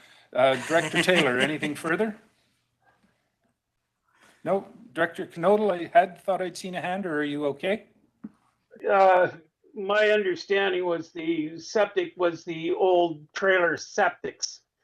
But it seems like the owner has answered that in his own way, so I'm out of context there. No worries. Director Bush, and then we should call the question here. Can I ask what section 11 consists of? Can Director Knodel answer that, or should we ask staff that question? That's the Water Sustainability Act correction of an issue that they've documented on the property. It's up for review at this point, but they can take a number of years to do that. So normally we don't take action if there's corrective measures being undertaken. So that was kind of how I was looking at it, to see this withdrawn and then wait to see what the Water Sustainability Act review determines. Thank you. Okay. Follow up, Director Bush? Yeah, well, I would think we should issue a temporary permit until the section 11 is cleared up. Okay, that's a thought. Any further discussion? I see some tentative hands. Go ahead, Director Gettens. But just to be clear, I think the problem, Director, with what Director Canono is saying is that as the board, we cannot issue the TUP without that issue being resolved by the ministry. And that That's puts maybe us something into that- a problem. Maybe staff can clarify. Is that kind of the case? Yeah, so and Director Knodel touched a bit on this as an example when we have Agricultural Land Commission approvals that are required to undertake a non-farm use, for example, on a property. We would ordinarily not be issuing some sort of temporary use permit or a rezoning until such a time that we do get that approval from the commission. So you can kind of see this as a Similar. parallel, yeah. So until the province okays it, hands are tied. Director Bloomfield? Yeah, thank you. And I mean, I don't have a vote in this, but, I'm reading the report here and I'm looking at the second paragraph. And it says the applicant has stated we're in the process of disputing the fine we received from Natural Resource Officer. So I'm just wondering, I mean, they obviously have had some communication with the water, natural resource and water, so, and they received a fine and you're in dispute of that right now. So you want to issue a temporary use permit on a property that's been fined by natural resource officers. So, Director Coyne? Yeah.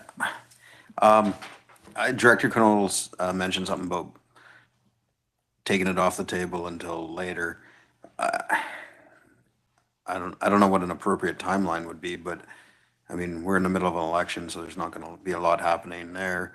And then we're going to be going into winter and all that stuff. So I don't want to see people homeless. So would it maybe not be appropriate to postpone this until March or something so that they have enough time and then that's it? Like, then it comes back and you make a final decision on it? Just questioning. The 6 months would make it fall at April 3rd. That's what the original request was, for 6 months extension. So we've had a discussion on it. We've got a motion on the floor, and at the moment, the motion is to refuse the extension and deny the TUP. So everybody's clear what you're voting on. This is a rural vote. I'll call the question. All those in favor? Directors, okay, and those opposed? Directors Bush, Roberts, Knodel, Pendergraft, Fedrigo. Motion is defeated. Someone care to make a new motion?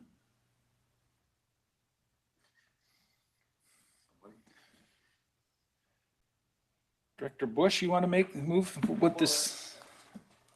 I could, I just don't know how to word it. Just give the extension? Yeah. Let's go with that one. Move the 6 months extension, okay. I'm not sure, I don't have that in front of me either, so alternative one? Okay. Okay. Seconder for that? Seconded, it's on the floor. Any discussion needed? Seeing none, I'll call the question again. Rural, all those in favor? Thank you. Any opposed? Motion carries. Director Taylor, was that an opposed? Yeah, okay, one opposed, still the motion carries. Down to C5, another temporary use permit in Area C.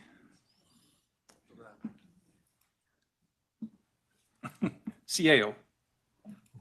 Thank you. This application is seeking for an allowance of an accessory dwelling in the form of a garage/barn prior to the construction of a principal use of the subject property through the issuance of a temporary use permit. The recommended motion is a temporary use permit C 2024-018 to allow an accessory use on a vacant parcel at 680 Wilson Mountain Road be approved. Staff's here to answer questions.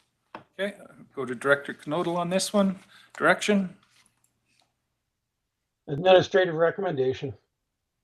Okay, you're moving it. Is there a seconder? Thank you. Discussion on this? Not seeing any hands. This one again is a rural vote. I'm going to call the question. All those in favor? Great. Any opposed? Motion carries. C6, official community plan and zoning bylaw amendment in Area C, CAO. Thank you. This application is seeking to amend the zoning of an approximate 2.6 hectare portion of the subject property in order to allow for a 2-lot subdivision. And the recommended motion is that the electoral area C official community plan amendment bylaw 2452.24/2024 and the Okanagan Valley zoning amendment bylaw 2800.41/2024 be denied. And staff's here to answer questions. Again, I'll go to Director Knodel. Direction on this one?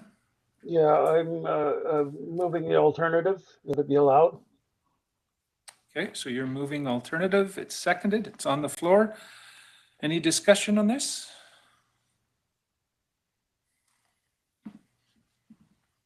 Not seeing any hands. Again, a rural vote. I'll call the question. All those in favor? Thank you. Any opposed? Motion carries. C7, an official community plan zoning bylaw amendment in Area E, CAO. This application is seeking to amend the zoning of the subject property in order to allow for an existing structure on the property to be converted to a single detached dwelling and to allow for agriculture. And the recommended motion is that Electoral Area E Official Community Plan Amendment Bylaw 3010.02, 2024, and the Okanagan Valley Zoning Amendment Bylaw 2800.46, 2024 be read a first, second time and proceed to public hearing, and that the Board of Directors consider the process as outlined in the report from the Chief Administrative Officer dated October 3rd, 2024 to be appropriate consultation for the process of Section 475 of the Government Act, Local Government Act, and that in accordance with Section 477 of the Local Government Act, the Board of Directors has considerable amendment bylaw number 3010.02, 2024 in conjunction with its financial and applicable waste management plan, and that the holding of a public hearing be scheduled for the Regional District Board meeting of October 17th, 2024, and that staff be given notice of the public hearing in accordance with the requirement of the Local Government Act. Staff's here to answer questions. Okay, thank you. I'll go to Director Federico. I'll move the staff administrative recommendation. Moved. Is there a seconder for that? Thank you. Any discussion on this one? Seeing no hands, again, this one is a rural vote. All those in favor? Thank you. Any opposed? Motion carries. C8, a zoning bylaw amendment in Area D, CAO. This application is seeking to amend the zoning of the subject property in order to facilitate the development of a 4-story apartment building comprising of 48 units atop a ground floor, 1-story parkade. And the recommended motion is that the Okanagan Valley Zoning Amendment Bylaw number 2800.06, 2023 be adopted. Staff's here to answer any questions you may have. Okay, I'll go to Director Taylor. Direction on this one? I am going to move the staff recommendation. I do want to make a couple of points because our community has asked some questions. Sure. So this has Just been let a me long see time. if there's a seconder first, and then I'll Okay. give you the opportunity. It's seconded. Go ahead, Director Taylor. So the change has been a long time coming. Residents presently have to walk all the way around this property to get from one system of parks to the other. This rezoning and letter on title ensures that a formal parkway will be in existence across the front of the property, connecting the parks on either side for a walkway. That's been under negotiation for over 10 years. The walkway will be on title and has to be provided prior to any permit being pulled or established or granted. I acknowledge the concern from community that wording of this proposal has at times been confusing. We've referred to 4 stories when it appears to be 4-story over a parkade, which would be 5. It's caused some to question staff comments. The reality, however, is that this zoning allows for buildings that are 15 meters in height, regardless of the number of stories. It could be 5 or 6, it could be 1, as long as it's less than 15 meters. Lastly, I want to note that there's no immediate plans to build, and to get a building permit in future, they're going to need to transfer the beach to the RDOS and also obtain a development permit for form and character. So the community will see what is finally getting built there, if and when that occurs. So, thank you. Okay, thank you for that. Any further discussion on this? Again, seeing no hands, this one is a rural vote. Call the question. All in favor? Thank you. Any opposed? Motion carries. C9, another zoning bylaw amendment in Area D, CAO. This application is seeking to amend the zoning of the subject property in order to allow for 18-unit townhouse development.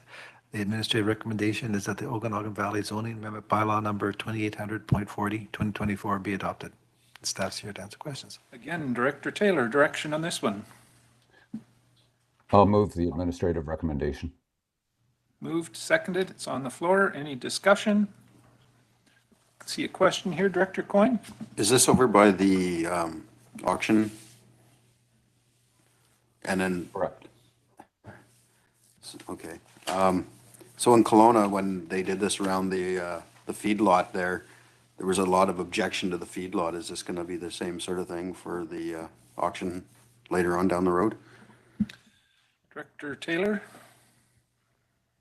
I don't think so. There are other housing complexes in exactly the same vicinity. Okay. Director Federico and then Bush. Thank you to the chair. So in the photos, it's showing that part of this development would be in the parking lot where the Zen Center is. So how would that, I guess, how does that impact parking and what, like, clearly then we don't own that part of the parking lot and we've just been using it from these guys. So, okay. Director Taylor, you want to clarify Yeah. that? We did try some discussion with the school district, but the school district has relocated their staff parking, which they're required to provide for union purposes, and they've relocated that onto their own property. Okay. Director Bush? Yeah, I think as far as the stockyard goes, I think it's only, what, once a year now, or maybe twice a year? Couple, 2 or 3. It's not at like least. the old days when we had one every month or so. Yeah. It's about 3 or 4 times a year. I think it's even less now. Yeah. Okay. Any further discussion? Seeing none, again, this is rural vote. All those in favor? Thank you. Any opposed? Motion carries. That brings us to Public Works, item D1, application for land tenure, statutory right-of-way, CAO. Thank you. The purpose of this report to describe the replacement of the expired statutory right-of-way of 302961 with the province of British Columbia over Crown land. And the administrative recommendation is that the regional district acquire the statutory right-of-way from the province without term over the land described as the part of the district lot 118S known as the Sunrise MC except for plan KAP 71060 together with that unsurveyed Crown land Similkameen division of Yale district shown of plan 39433 adjacent to district lot 2061 and 2570 containing 0.533 hectares for the purpose of constructing, operating, removing, and replacing, reconstruction, repairing, and safeguarding hereon a safe water pipeline and all the water and all the works of the regional district of Olalla water system. Therefore, wow, there's a lot of numbers in there. And and staff here is here to answer questions. Yeah, that's almost a tongue twister. Yeah, right. Director Roberts, do you have a direction on this one? I'd like to make a motion to accept the staff's recommendations. Okay, so you're moving it, it's seconded, it's on the floor. I do have one quick question. It says without term. Does that mean there's no end to the application, not the application, but the right of way? It's kind of infinity, so you don't have to reapply every 20 years or whatever it is? Yeah, that's correct. Okay. Why don't we do more of them versus these reapplying all the time? But water lines. yeah. Any further discussion on this? Seeing none, this one is a corporate vote. So all those in favor? Thank you. Any opposed? Motion carries. Over to finance, E1, Area B Community Works, gas tax, CAO. Thank you. So on 2024 to 2025 5-year financial plan, 2 improvement projects were approved for Coble Park. Due to rising costs, it has been determined that additional funds are needed to complete these projects. The planning improvements to the sports court requires an additional $39,000, and the dugout improvement project requires an additional $19,000. The staff recommendation is that the bylaw number 3092-24 be an electoral area B Community Works Gas Tax Reserve Fund expenditure bylaw for the contribution of $58,000 to fund improvements to Cobu Park be given a first, second, third reading and adopted. Staff's here to answer your questions. Okay. It's moved. Is there a seconder? Thank you. Any discussion on this one? Seeing no hands, this one is corporate. All those in favor? Thank you. Any opposed? Motion carries. E2, budget bylaw amendment, CAO. Just want to make a comment. I'm going to have to talk to staff that they don't get paid by the word. So the town of Oliver planned to donate land to the regional district in order for the regional district to be able to create a basketball court. The basketball court was going to be funded through the Community Growth Fund. The land is no longer able to be donated due to complications. However, the basketball court project is still moving forward. Unfortunately, due to the land not being RDOS property, the Growing Community Fund cannot be used. Ultimately, we have to change the funding source from Community Growth Fund to gas tax. And the administrative recommendation is that bylaw 3053.02 2024 being a bylaw to amend the 2024-2028 5-year financial plan be read a first, second, and third time and be adopted. Right. Directors moving that? Moved and seconded. Thank you. Any discussion on this one? Again, did I miss a hand? No? Okay. Call the question on a corporate vote. All those in favor? Thank you. Any opposed? Motion carries. E3, Area H, Community Facilities Reserve Expenditure Bylaw, CAO. Thank you. An increased number of residents in electoral area H have moved into interface areas where fires have a risk of starting and spreading. To help mitigate the risk, the Penticton Fire Department is in need of a bush truck to act as a quick response unit in the event of area H issue. The total of $140,000 is being requested for this purchase, and the recommended motion is that bylaw 3093-2024 being electoral area H Community Facilities Reserve Fund expenditure bylaw for the contribution of $140,000 to fund and a bush truck be given first, second, third, and adoption. Staff's here to answer questions. Okay, it's moved. Is there a seconder? Thank you. Any discussion on this one? Again, corporate vote. All those in favor? Thank you. Any opposed? Motion carries. E4, areas B and G, Recreation Facility Reserve, CAO. Bylaw 1724, 1996, electoral area B and G and Karameas Recreation Facility Reserve bylaw establishment bylaw. This is what it reflects, and it's in regards to as part of the multi-year landscaping upgrade for the Similkameen Recreation Service. Additional electrical systems are required.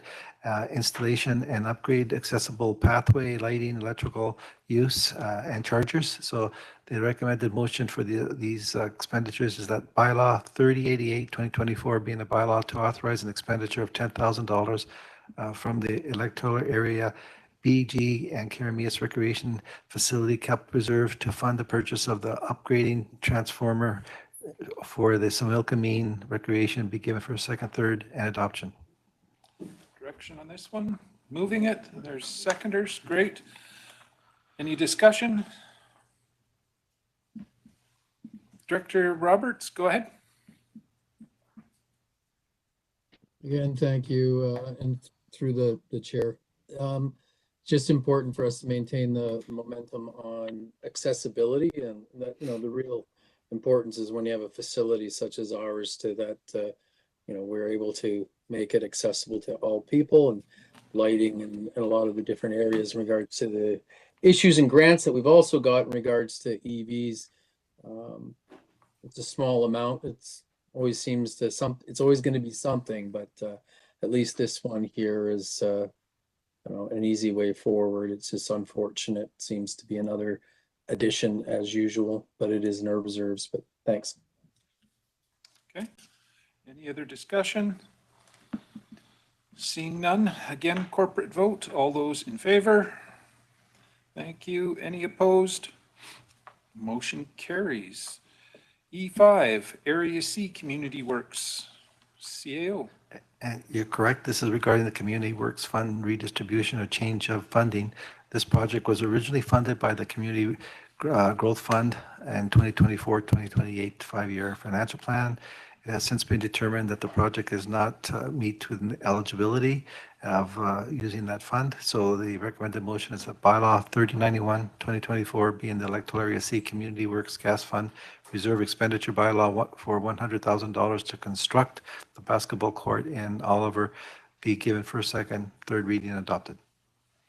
Director Knodel, direction? Yeah, the financial shell game. I'll move the administrative recommendation. Okay, moving it, seconded, it's on the floor. Any discussion? Different way of putting it, isn't it? Seeing no hands, a corporate vote again. All those in favor? Thank you. Any opposed? Motion carries. That brings us over to Legislative Services, the Sage Mesa Water Service, CAO. You don't have to read it. Now, this one you're paid by the word on. Well, first I want to say about that last one is that's why you receive clean audit reports. Is not because of financial shell game, but because. Or creative county. We go by the, no. Okay, so, do I get paid by the word? No. Okay. ahead. Wow, okay. Purpose, so the establishment of the Sage Mesa water system as a service of the regional district and to authorize the borrowing of a capital upgrade for the Sage Mesa water system. The Sage Mesa Water System Establishment Bylaw 3075-2024 being a bylaw to establish the Sage Mesa Water System as a service for the Regional District of Okanagan-Milkameen, and Sage Mesa Water System Loan Authorization Bylaw 3076-2024 being a bylaw to authorize the borrowing of up to $33,034,000 for a capital upgrade of the Sage Mesa Water System, be read a first, second, and third time and be forwarded to the Inspector of Municipalities for approval, and that upon approval of the Inspector, electoral area sent for Bylaw 3075-2024 and Bylaw 3076-2024 be obtained within the service area through an assent voting referendum process in accordance with the Local Government Act, and that the assent vote take place on Saturday, April 12th, 2025, and that Jillian Cram be appointed as the Chief Election Officer and Mark O'Coin be appointed as the Deputy Chief Officer for the Sage Mesa Water System assent vote, and that the assent vote question be, are you in favor of the Regional District of Okanagan-Milkameen adopting Sage Mesa Water Service Establishment Bylaw 3075 and 2024 to provide for water services for a portion of electoral area AF, and Bylaw 3076-2024 Sage Mesa Loan Authorization Bylaw to authorize the loan term of up to $33,034,000 for a capital upgrade for the Sage Mesa water system. And just usually I just state and staff's here to answer questions, which they are. I just want to add a few things. That $33,034,000 that we're asking the board to approve, that's a worst case scenario. And anytime that the board or any municipal government as councillors would be asked to borrow money, it's always the worst case because you can't go back and automatically borrow more money without going to a voter's assent. The other thing is that $33 million, that's expenditures over 13 years. So it's not automatically we borrow the 33 million and we use it that same year. We would borrow it in a sequential form, and the debt servicing would then add up over the 13 years. The rates would not automatically increase to take into account the debt servicing for the $33 million. It would slowly, as we borrow it, as it's needed, as the structures are upgraded, that's at that point, the rates would be increased to adjust for the debt servicing. Operations would hopefully, as the structures are increased, hopefully will be more efficient. Other than that, staff is here to answer questions that you may have regarding this. And I would also point out that it could be significantly reduced if we're successful with grant applications. I forgot that, yes. We are aggressively going after grants. The board members that were at UBCM spoke to senior ministry staff on 2 different occasions, asking to be having Sage Mesa grants be prioritized. So currently there's no grants that are available, but we are will be going after as they come up. Doesn't mean that just because we didn't get a yes automatically in the UBCM doesn't mean it's not going to happen. We could theoretically get a yes even before we take over the water services. It's just that we couldn't do anything until we own it. Right. I'll go to Director Gettens for direction on this, or did you have a question? Yeah, through the chair, worst case scenario, what type of tax increase would this be? Go ahead, CAO. So it wouldn't be it'd be a tax increase in parcel. So the report stating that it's just over $8,000 per parcel a year as a worst case scenario, that would be the debt servicing portion. There would be an operational cost for the operating. So that'd be a user fee on the operational cost. So the user fees would increase and the parcel tax would increase as as we borrow money to upgrade the services. Okay. Director Gettens, over to you. Direction. Thanks to the chair. So I just actually wanted to reiterate, I've spent some time with the CAO yesterday and this morning. And so I would like to have a review of the communication plan and what citizens can expect for engagement, because they haven't had any. So for a lot of the citizens, this will be the first time they're hearing the numbers. The last time the board heard about Sage Mesa, we were told that the parcel and these amounts will be determined once we get grants. So I'd like some clarity for that for the citizens, because obviously this is an amount of money that a lot of people will not be able to afford. So what is the communication plan? When will the public engagement commence? And I also want to know, you had mentioned that you're going to do construction over 13 years. And so sort of what is the timeline around the borrowing and the money and using of the money? I think there's a lot of gaps here for citizens to understand what we're asking them.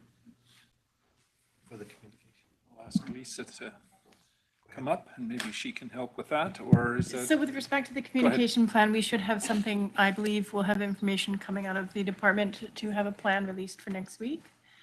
And then we'll go from there. So open houses and that, already we're working on those, securing the school to do those. And I think the first one will be in the next few weeks. Okay. Lisa, can you answer a portion of that? I can, yes. Thank you, Chair. Yeah, we're working out the details right now on exactly what the timing of the different things would be, and then we can figure out what the dollars would be about when they would need to be borrowed with finance. So, but we're working out kind of a timeline right now. Thanks. So, and then just for the process here, when we say worst case scenario, that's the maximum that we're anticipating this project to cost without any grants or like any grants from senior government or any partnerships put into place. That's correct. Okay. Yep. And we have to have the citizens agree to this in order to move forward and apply for grants. Okay, that's different information than we were told in July, though, so that's why I'm asking. Okay, is there a response? Go ahead, Ms. Mullen. So with any process where a group of citizens are borrowing money, they have to approve the maximum amount that the regional district has set. So yes, they have to approve 33. However, in all likelihood, in the end, it's not going to be that. But we cannot say that. We do not have confirmation of grants. We have no idea as to what's coming up. So the citizens have to approve the max number, the worst case scenario. Okay, and just as a follow-up, if they agree to the 33 million and we don't get any grants, are they then beholden to borrow that money and move forward with the work? CAO? Yes. For those items that are specifically necessary, for sure, but the others can be delayed as needed. The construction would be up to 33,034,000. That's how much we could borrow. Okay, and just as the last point, the citizens get to take a vote on this on Saturday, April 12th, 2025. Okay, so with that, I'll move the administrative recommendation. Okay, you're moving it. Is there a seconder for that? Thank you. It's on the floor. Any discussion? Director Bush? Yeah, so is there a plan B then if the citizens turn it down? cross that bridge when we come to it, I think, but Well, go ahead, Director yeah, Gittens. it's a good question. So the province has been running this system for about 15 to 20 years, somewhere in there. So if the citizens do say no, then yeah, it does go back with the province.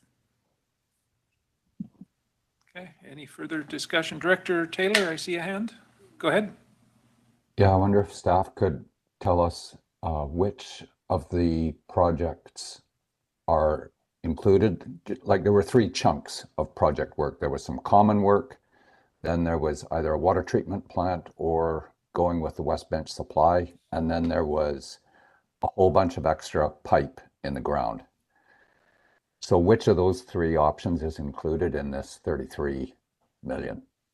That, and I have one supplemental after that. Okay, go ahead if you can answer it. So there's a choice that needs to be made whether we go with the water treatment plant or whether we hook up with West Bench. The 33 million number is actually reflective of if we go with the larger sum, which would be the water treatment plant. Okay, so it's the absolute worst case scenario for the highest of everything. Okay, Director Taylor, follow up, go ahead. So that's where I get confused because when I add those numbers, I get 28 million. So, and then there's another 14 million for additional pipe. And I'm just trying to understand what are the big chunks that we're proposing to take on here? Clarify.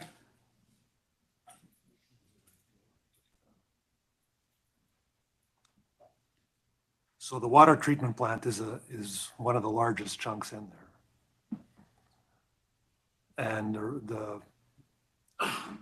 there's basically 5 years at the tail end, which is really the upgrading of the entire piping system. But it really is just large chunks of replacing. There's a reservoir that would be required. There's a water treatment plant that's required. PRV systems that are required. So it's just a matter of all of those things adding up. Okay, anything further? Yeah, I'm in support of trying to move forward on this and resolve this. I'm just saying that the study says, 10 million for a basket of projects, 18 for the water treatment plant. So that's 28 million. And then it says 14.6 for replacing all the rest of the pipe. So I'm trying to understand what it is we're approving. Which would be 42 million is what you're saying.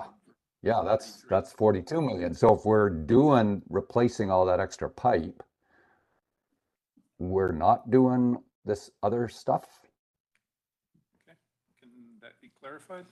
Yes, there are some things that are in both of, there's sort of 2 different fee estimates and you can't add them together because one is one option, one is another. So there's looking at the treatment plant option for all of the treatment plant itself and all of the upgrades in order to connect in everything, upgrade the essential pipes, that comes to 18 million. Right. And then all of the other things are the other 14. Thank you. I realize now I was misreading the table. Thank you very much. So that takes us to a total of 32 or 33 million. Thank you. Okay, Director Bush? So if they went with Penticton water, would they still have to have a treatment plant?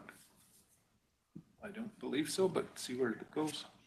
No, they would have to have everything necessary in order to connect up to the city of Penticton. And one of the largest chunks of the cost in there is like a DCC fee to the city. And installation of the pipes to connect in the 2 systems. My thinking is if you didn't have a treatment plant, then you wouldn't have those operational costs year after year after year. That's correct, yeah. Director King and then Coyne. Through the chair, is this treatment plant expandable? Is it online that you can expand it if you need it in the future? It would be if that's the direction we end up going. We're actually working with the Penticton Indian Band and the city of Penticton right now on kind of a joint water treatment plant, specifically with PIB. And it would be on land that would be expandable. Yeah. And a follow-up, about how many residents would it to service or land property? There's 272 parcels, I believe. Is that how? In the service area. Or 244, yeah. Okay. Director Coyne? So challenges with connecting to the city of Penticton system is, do they have capacity? Do you have a bulk water agreement? Like, we'd still have to work all that stuff out too, wouldn't we? That's correct. We do have a bulk water purchase agreement for West Bench, and there is provisions in there for Sage Mesa. But that does end soon, right? It's got to be renegotiated soon? About 12 years, I believe. Yeah, so. 11 years. Okay, CAO? Just a question, to clarify on the water treatment plant. Yes, if we owned it, there would be operational costs that would be incurred. However, the city of Penticton also has operational costs that we would pay our fair share. So, it would be something that, with all respect with Penticton, is if we have it, we would control the costs and along with the PIB. Okay.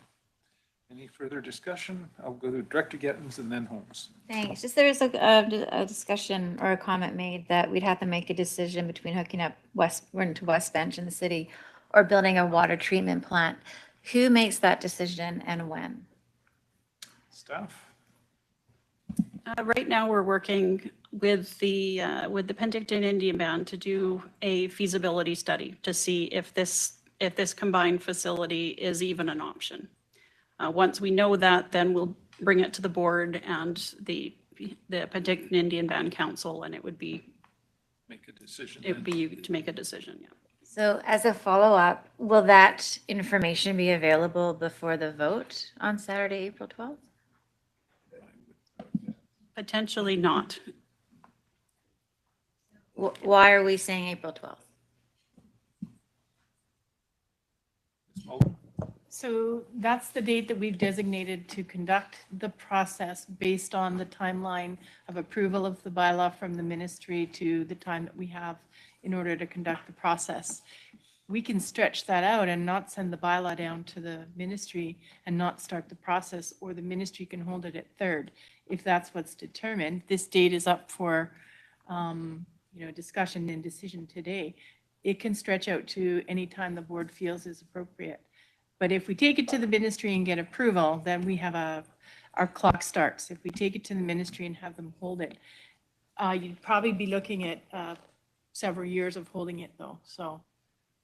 And we've got an agreement in place for the purchase agreement's only valid for, we've already extended it, so we'd have to probably do that again if we delay it.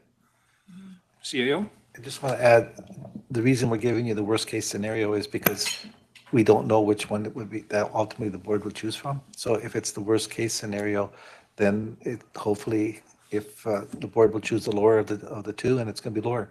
But if we automatically assume one of the two and it turns out to be the wrong one, then we're going to be coming back asking for the money. It's too early to tell. It's too early to tell. Yes. Okay. Question or comment, Director Coyne? Yeah, just if you're looking at this, the smarter of the two would be to increase your capacity, which would be the regional district creating a system. That system and the Penticton system, if it all comes to it, can be connected down the road to service more areas if you need to be, but you don't want to limit yourself because you need to get those licenses, you need to move forward, you need to build a reservoir. You're going to have to build a reservoir anyways because you're going to need fire protection and all that stuff. So build the treatment center or system, get it in place, and then you have capacity. If something happens to the Penticton system, you would still have redundancies. Like, don't limit yourself. Trust me, don't limit yourself by not having redundancies, because if you do, you get into situations that become very costly really fast and you can't fix them for years in some cases. Okay. further discussion on this? Director Holmes, sorry.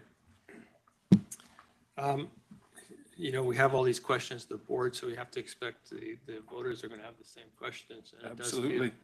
It does feel a bit like you don't know what you're voting on. And it's going to be a real communication challenge, I think, to address all that. Not only what does a yes vote mean, but also what does a no vote mean? Just saying it goes back to the province, I think that will need to be explained what that means. I really think it's a real communication challenge, this. And just a question, why a parcel tax as opposed to based on assessment? CAO? Couple reasons. First of all, if it's a parcel tax, you as a householder can pay off the whole amount if you wish, and everybody else will just get a yearly tax. The other thing too is it is a large amount for the debt servicing, and is it fair that you as a user are paying more if as you use the water? Are you getting the benefit because of the debt servicing? Is it something that's, it can be a user fee, but if you look at and do a analysis of what the rates would be, your house versus another house that uses less, should you be paying a higher portion of the debt servicing because you're using more of the water? But a resident pays the same amount as a golf course. For parcel tax, that would be correct, yes. That doesn't seem fair to me. But the user fee, they would pay higher user fee. It can be one or the other. What I would recommend is once we have some figures, we can do some what ifs for the board, and the board can choose. Okay, Director Gettins. Thanks, Chair. So just following up with Director Holmes, and I agree that this is a real communication challenge, and that's what I talked about the CFO about, was the lack of engagement with citizens and exploring some of this. So when they hear this information, they've got some context and some information to apply to what they're hearing. So to the CAO, are you comfortable with this Saturday, April 12th date, that we'll have all these questions answered and citizens will have enough time to understand this? Like, I'm with you, Director Holmes. This is feeling. I am comfortable with it. Staff has all the information for how that $33 million and what's required. As far between now and April, the part about what are the consequences if it's a no vote and the province takes it back, the province would also have to do some major capital upgrades themselves. So it's not just like, okay, we're paying a lower fee, there's going to be status quo. No, between now and April, we'll be taking a look at, okay, what would be your plans if this does not happen? And in my mind, right now, the service does, we recognize that it does require a major upgrade. And also, so does the reservoir. So either we have to do it if we own it, or the province has to do it. It just, and do they want the regional district controlling it, or do they want the provincial government controlling it? And at that point, they wouldn't have a voice. They would just, it would just happen. They would borrow their money through their own way and then increase the costs. And just as a real quick follow-up to that, and with the number of questions here, in the public engagement activities, there's a data sheet that'll contain the details of the bylaws, the financial implications, and assent voting process. And that'll be on the Regional Connections webpage along with the bylaw. And I would like that data sheet to be mailed out to all the rate users in really clear language so that they can understand what's being asked of them and the different alternatives that we're discussing here. I'm seeing Ms. Molden shake her head. Yeah, yes. Okay, and can I just get an estimated, like, would that happen next week, maybe? Perhaps, but I won't commit. It could take a little longer. I mean, if we want to do a really intense job on it, we may take a little longer than that. Okay, I just think it's important when this gets discussed, and we all know, we've heard about it this morning from our soon to be passed MLA, the impact that social media has and misinformation has. And this is a stressful thing to hear about your home. And if it happened to me and I had little kids at home, I would probably have a bit of a panic attack today. And I just want to recognize that this is a big deal to citizens, but we're asking them to hear from us. And we haven't done a very good preliminary job of setting the context for them. And I worry about the people that are getting this news today. I think it's a big deal. And I don't know where else to go except to accept it so we can keep the process going. Yeah, it's not a great day for a lot of people that we represent. So I'd like the information out to them as soon as possible. Okay. We do have a motion on the floor. Is that a question, Director Taylor? Go ahead. So say these costs say the whole project goes through, would property owners have the option to defer their taxes if they felt this was something they couldn't afford? CAO? That's something that the province does allow. It would be a form that they have to fill up through the province. We are not a taxing authority, and I'll add yet. I'm hoping to be. Okay. Any further discussion?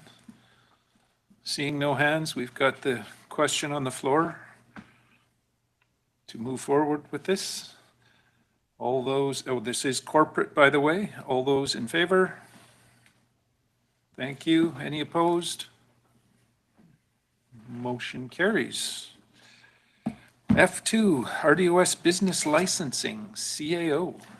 So this is, the purpose of this is to provide the board authority to regulate the business licenses for electoral area A, B, D, E, F, G, and I. And the recommended motion is that the Regional District Business Licensing Establishment Bylaw number 3078, 2024 be adopted. Someone moving that? Moved, seconded, thank you. Any discussion on this? Director Gettens? Yeah, thanks. I just had a question from a citizen. So for the areas that elected in to the primary residence, do they, and I know this is connected, like similar conversation or similar topic here, but not exact topic. November 1st, if do they have to take their homes off their Airbnb if they don't have a license from those that have opted in by November 1st? CAO? I'm not sure. I'll have to get back on that. This is something that's new. So, yes. What's new? That's technically the No, way the the province way has it's- it worded, but The way it's set out is you have to have a business license to have an Airbnb. Okay, but From hold the on. From the province, but. Is that new wording since the last time I confirmed with no. planning? This has been the wording right from the get-go. From the province? Yeah, from the province. But the province requires they have to be registered. The province, you have to be registered through the province. And that's one of the flags. If they advertise and they don't have that on the advertisement, then it's flagged. So clarify for that again, because I've asked planning about this a few times and we've had this conversation. So you have to, I understand you have to register with the province, but if Area F doesn't put in business licenses, then the Airbnbs that are primary homes don't need to have their business license. So if we're going to work this like a municipality, if we require business licenses in your area and you don't have one and the bylaw says you do, you can't operate it. Okay.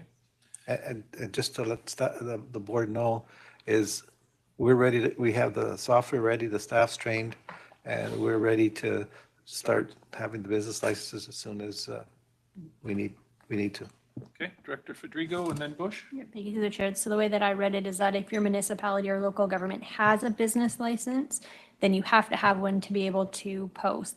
And then they're working on that provincial system, which I think likely is supposed to come in next year, provided there isn't a change in government. That's a caveat. Director Bush? So are the agricultural lands still excluded? They're allowed to do temporary or short-term rentals. Without a license? They're exempt from the rules, from the province. So. Director Gettens? Yeah, I just wanted clarity on this. I'm just pulling up an email, Jim, or CEO, between Ben and yourself and I. And I asked, when the board agreed to have business licenses issued by the RDOS, that did not mean that the board had imposed a business license requirement for short-term rentals. Is that correct? And your response is the board did not impose a business license requirement. So until we impose it, And Area F does not need to impose business licenses, even if we're part of this bylaw. CAO? So I'm saying for those areas that imposed it, you need a business license to have a short-term rental. Is Area F imposing business licenses by being part of this new bylaw that we're talking about?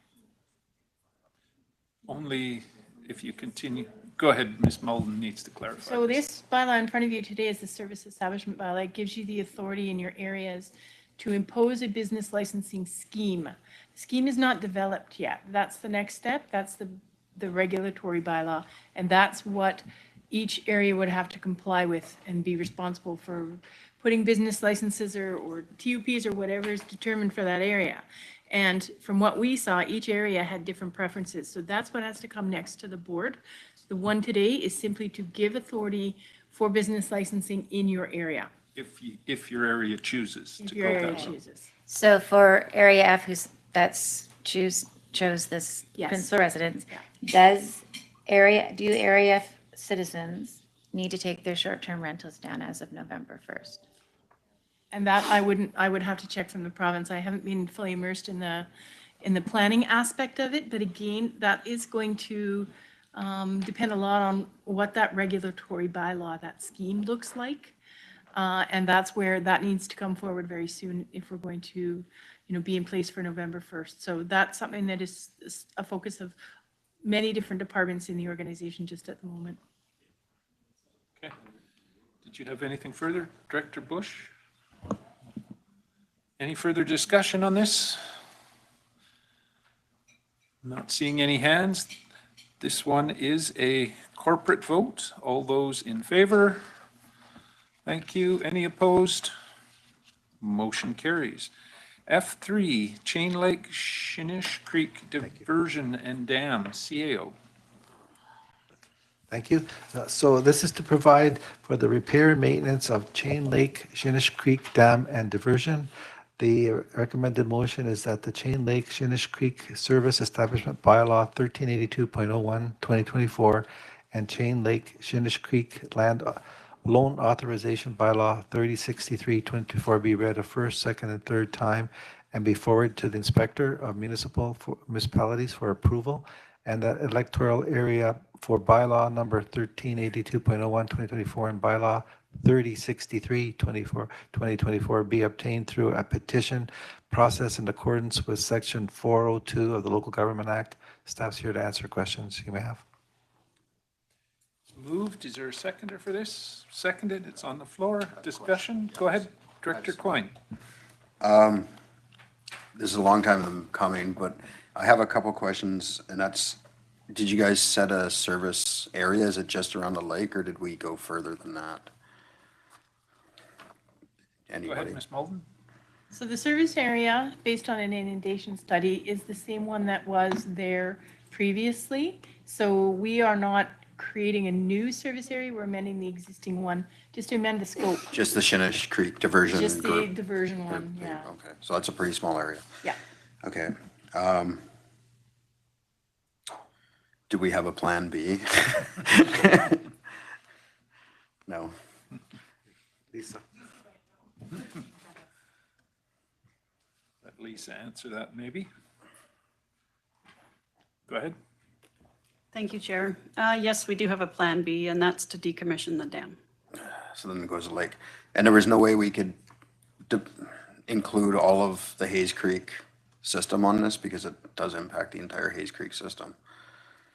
That was why we had an inundation study done to see the impact if the dam was removed from the properties, what impact it would have on properties downstream. Okay. All right. That is just the Shinish. That is just the Shinish Creek diversion, original diversion group, which is about 50-ish houses, 60, something like that. It's not a lot. Yeah. Anyways. Okay. Got to move forward. Any other discussion? Seeing no hands, again, corporate vote. All those in favor? Thank you. Any opposed? Motion carries. Over to F4, E911 Loan Authorization Bylaw, CAO. Thank you. in the budget that the board approved for 2024, there is a requirement for the emergency 911 loan authorization. I believe it's just $800,000. It's for towers that are being built through the Similkameen and for emergency services. Staff at UBCM talked about having a partnership. Just add this, it's not part of the report, but staff talked to TELUS about having a partnership, and we'll be talking to Rogers about seeing if we can add some services so that there's cell service throughout and more efficiency in the Similkameen, and hopefully have some funds that will help fund this project. So the recommended motion for this one is that bylaw 3064 2024 RDOS 911 emergency services loan authorization bylaw be adopted. Okay, direction on this one? Someone prepared to move it? It's moved. Is there a seconder? Thank you. It's on the floor. Any more discussion? A question? Go ahead, Director Coyne. I guess a question to the CAO. The discussions with the service providers, have those been fruitful at all, or are we just like starting those discussions? They were very interested, and not that I pitted one against the other, but we did talk about that we'd be looking at TELUS and Rogers. So I talked to one of those two, and they were very interested. So we'll be having discussions on what that means for money. Okay, can we bring in especially in the Similkameen, is there a way to bring in the MP into that discussion? Just because the spectrum in the Similkameen it's been given out twice now, and we haven't seen any movement from either one of those companies that both now have spectrum in the Valley and are supposed to complete it. Most definitely, whoever can help do this. And one thing that I did omit, it doesn't affect this loan bylaw, is in the Caledon area, there's a fire training center for that area where there's a tower that they're using for communications, and we're also including that with TELUS and Rogers to see, then it would help that part of the South Okanagan. So it's not just the Similkameen. Okay. Any further discussion? Seeing none, again, a corporate vote. All those in favor? Thank you. Any opposed? Motion carries. That brings us down to the CAO report. CAO. I think I've said enough. No, nothing to report. Okay. Moving on here to the chair's report. Couple of things. Yesterday was the RDOS Long Service Awards. I had the pleasure of attending that and handing out with the CAO some long service awards. I think we have 6 members or 6 employees who were with us for 20 years. There was a couple at the 10 and a number at the 5 years. So we do have some long-term employees here, and it was a good event, and thanks staff for organizing it. Also, recently was the staff barbecue, and I think Director Roberts and Natalie did a lot of work to get that organized, so thank them both for that and for those that attended. And UBCM, I don't think we've met since we've been down to UBCM, but thanks to staff for the prep work for that. I think this year was one of our better organized times down there, so that goes a long ways. I can't say what kind of results we're going to get yet, but that remains to be seen.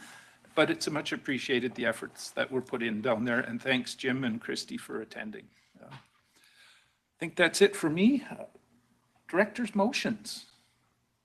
We do have one.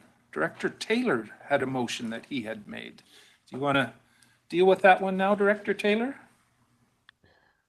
Okay, my motion is that staff,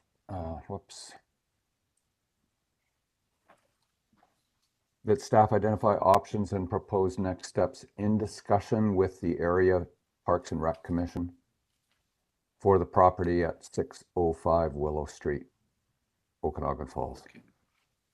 Okay, so you're moving that. Is there a seconder for that? Seconder? Okay, I see a hand there. Thank you. It's on the floor. Just for clarity, 605 Willow Street. What or where is that? What is it that we're dealing with? It's a property known as the Lamb property. It was bought by, I think you call it referendum, about 7 years ago. So it's RDOS owned. It's now RDOS owned. It's been rented out for 2,000 or less approximate dollars for the last 7 years, and we still don't have any idea what we're going to do with it. Okay, so you're looking for a plan. You All bet. right. I think that clarifies a little bit about what's being asked. Any further questions or discussion on this one? Director Federico? Yes, thank you, the chair. What is that property zoned? That's a good question. Maybe Director Taylor can answer that. I don't know. I believe it's been changed to parkland, and the CAO is itching to answer something or provide more information. I'll go to him next. Go ahead, CAO. Yes, it is parks, and that may create an issue. So one of the things that will come back to the board when this recommendation comes back is how much time it's going to take. And if it is a material amount of time, as you know, we do work on the Gantt chart system, which we're going to change it to a more touchy-feely name because it's apparently it's not the right name for that. Where if we add this, something has to come off, and that's the new system in that is the capacity is full. The reason I'm saying it may take time is because it's a park. There's a lot of restrictions on what you can and can't do when you. It's a long process. But when you sell a park, there's a restriction in that the money goes into a statutory reserve only to be used to purchase a park. So, but there are some systems that we're looking at a way that may work around it, but I'm going to leave that up to legislative services to determine how much work that is. Okay, so we'll get info back on that. Director Coyne? Just a couple questions. Is there currently renters in this house property? Director Taylor? No, there are not. And Okay. in order to put renters back in, you'd have to do some repairs to get it fit for use. And those are estimated at 30 grand, which is more than a year's rent. Okay, and if we were to sell that property and then the money goes into parkland dedication, would it just stay in OK Falls or would it go into the bigger pot? Because if there's going to be a conversion over where, you see where I'm going? So, whose money, whose land, et cetera, et cetera. Right. So that gets. Check with finance on that. CAO? So I've lived this. There will be what we would call a divorce lawyer that will determine where the funds go. But knowing that the debt servicing has been paid by the electoral area D, not all of it would go to what may be a municipality because some of it would stay, because there is going to be a D left after this. So it would have to be negotiated. There's always a negotiating team that is created from But the it would regional be district. Area D. Area D would keep some of it. The possible town OK or Falls, district yeah. of OK Falls would keep some of it. Okay. Anything further on this, Director Bush? This isn't the beach property, right? I don't believe so, but Director Taylor can clarify. It's not on the beach? It's on the beach. It's Okay. right beside Christie Memorial Park, right beside the dog park, and right beside a condo. All right. So is this the one with the dreaded aster weed? Dreaded. Director Taylor. I would never refer to the aster with that kind of language. But is it the one that has the aster on it? No, it's No? not. Okay. I mean, honestly, it probably does have aster on it. I don't know. We don't know. Yeah. Okay. We bought, Anything? if I could add, I mean, the referendum was initially put through with the idea, beautiful, that we would have a walkway across that piece of land, across the next condo property, and then pop out at the boat launch. So we got that referendum passed, and then we decided that really it probably wasn't a great idea to have people roaring out on bicycles right at water level onto a boat launch. And we lost the option to get it across the condo. So now we have this piece of land that potentially would give us, you know, like 5% extra of our parkland. And it's going to cost us another 400 grand to pay it off, another 500 grand to develop it. And we're going nowhere, and we can't maintain the parks that we've got. So we definitely want to look at what are the options. Okay. And we're going to ask every question 3 times, because as it stands now, we're going to wind up with money hung up there, unable to use it, and it's going to sit there for forever. Right. We know what's being asked. Everybody's comfortable with that. Question? Go ahead, Director Holmes. Just wondering if, are there other similar properties around the RD like this? Is this a kind of a one-off, or are there different? I'm not aware of others that want to potentially liquidate any properties that RDOS owns. And beside a park, so that doesn't just be an orphan park, but extends and expands an existing park? I don't believe so. Just in Summerline, we've done a land disposition and acquisition strategy, and just looking at all the municipal owned lands and try to figure out what we're going to do with them all. And if there's other lands that we need, you know, we're identifying those ones. Okay. So it's, you know, if and it arose precisely because of an issue, of a situation like this. Okay, Director Gilbert. Yeah, thanks to the chair. Yeah, and I guess, you know, from ours, we had some property down on Skaha Lake that were planned to buy up over time, and we actually were in the process.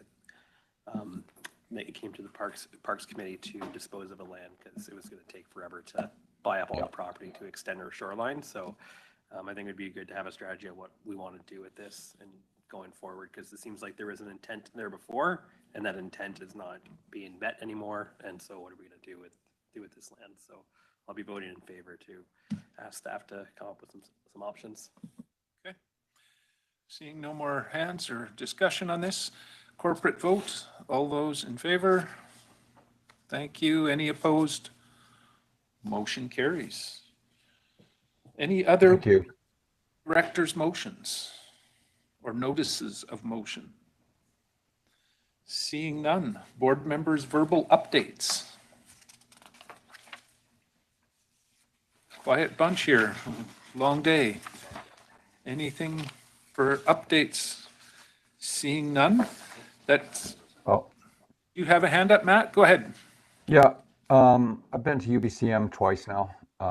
So one experience with staff, one experience without staff. Strongly, I know it was said before, but staff have a huge benefit at these type of events. Maybe UBCM isn't the only event that we attend that we benefit from having a staff resource in support of us. Point 1, point 2, I'd really appreciate a list of the agreed upon actions or agreed upon points coming out of our various meetings. Again, I'm presuming that's one of the things staff would help us with. I see him nodding. So. Okay, you gotta go ahead, Director Bush. Well, I thought Jason would bring it up, but apparently Kermis had the busiest ever Sizzle Fest. It was well attended. And also, see Tim's not here. Gristmill just had a fall fair, which also was well attended. Good to hear. Sizzle Fest, that's the hot peppers. Yeah, it was busy. From the social butterfly of Karamias.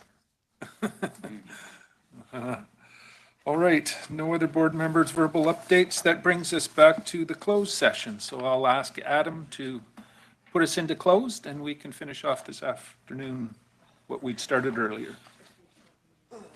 Yeah, it's scheduled to 4. We'll be done hopefully before that. Give me you the thumbs up when it's good to go there, Adam. Good to go? Okay, thank you. That we're back in open session. And we have an item to rise and report on, and I'm going to ask Ms. Mullen to read it out. Thank you, Chair. So at the September 5th Corporate Services in-camera meeting, a resolution was passed by the board to support a request from the city of Penticton, and that has moved forward to this in-camera meeting, and now it needs to come out of in-camera. So the motion was that the RDOS board support a financial contribution towards the city of Penticton's 2024-2025 temporary winter shelter, including $4,400 for November and December of 2024, and $8,800 for January until the end of April 2025. And further, that the regional district funding contribution be subject to the City of Penticton Council approval of a 6-month lease, the City of Penticton Council's approval of the temporary use permit, and the City of Penticton's approval of an agreement with BC Housing for operations of a winter shelter. And further, that the Regional District Board requests that the City of Penticton present a comprehensive report in the spring of 2025 outlining the overall operations of the temporary winter shelter. Okay, thank you for that. We're okay with that, and I believe that leaves us at adjournment. Moved, seconded, thanks. Everybody in favor? Great. Any opposed? We are adjourned, and thank you everybody for your patience for the day. You can't even wait till we get adjourned? You can go.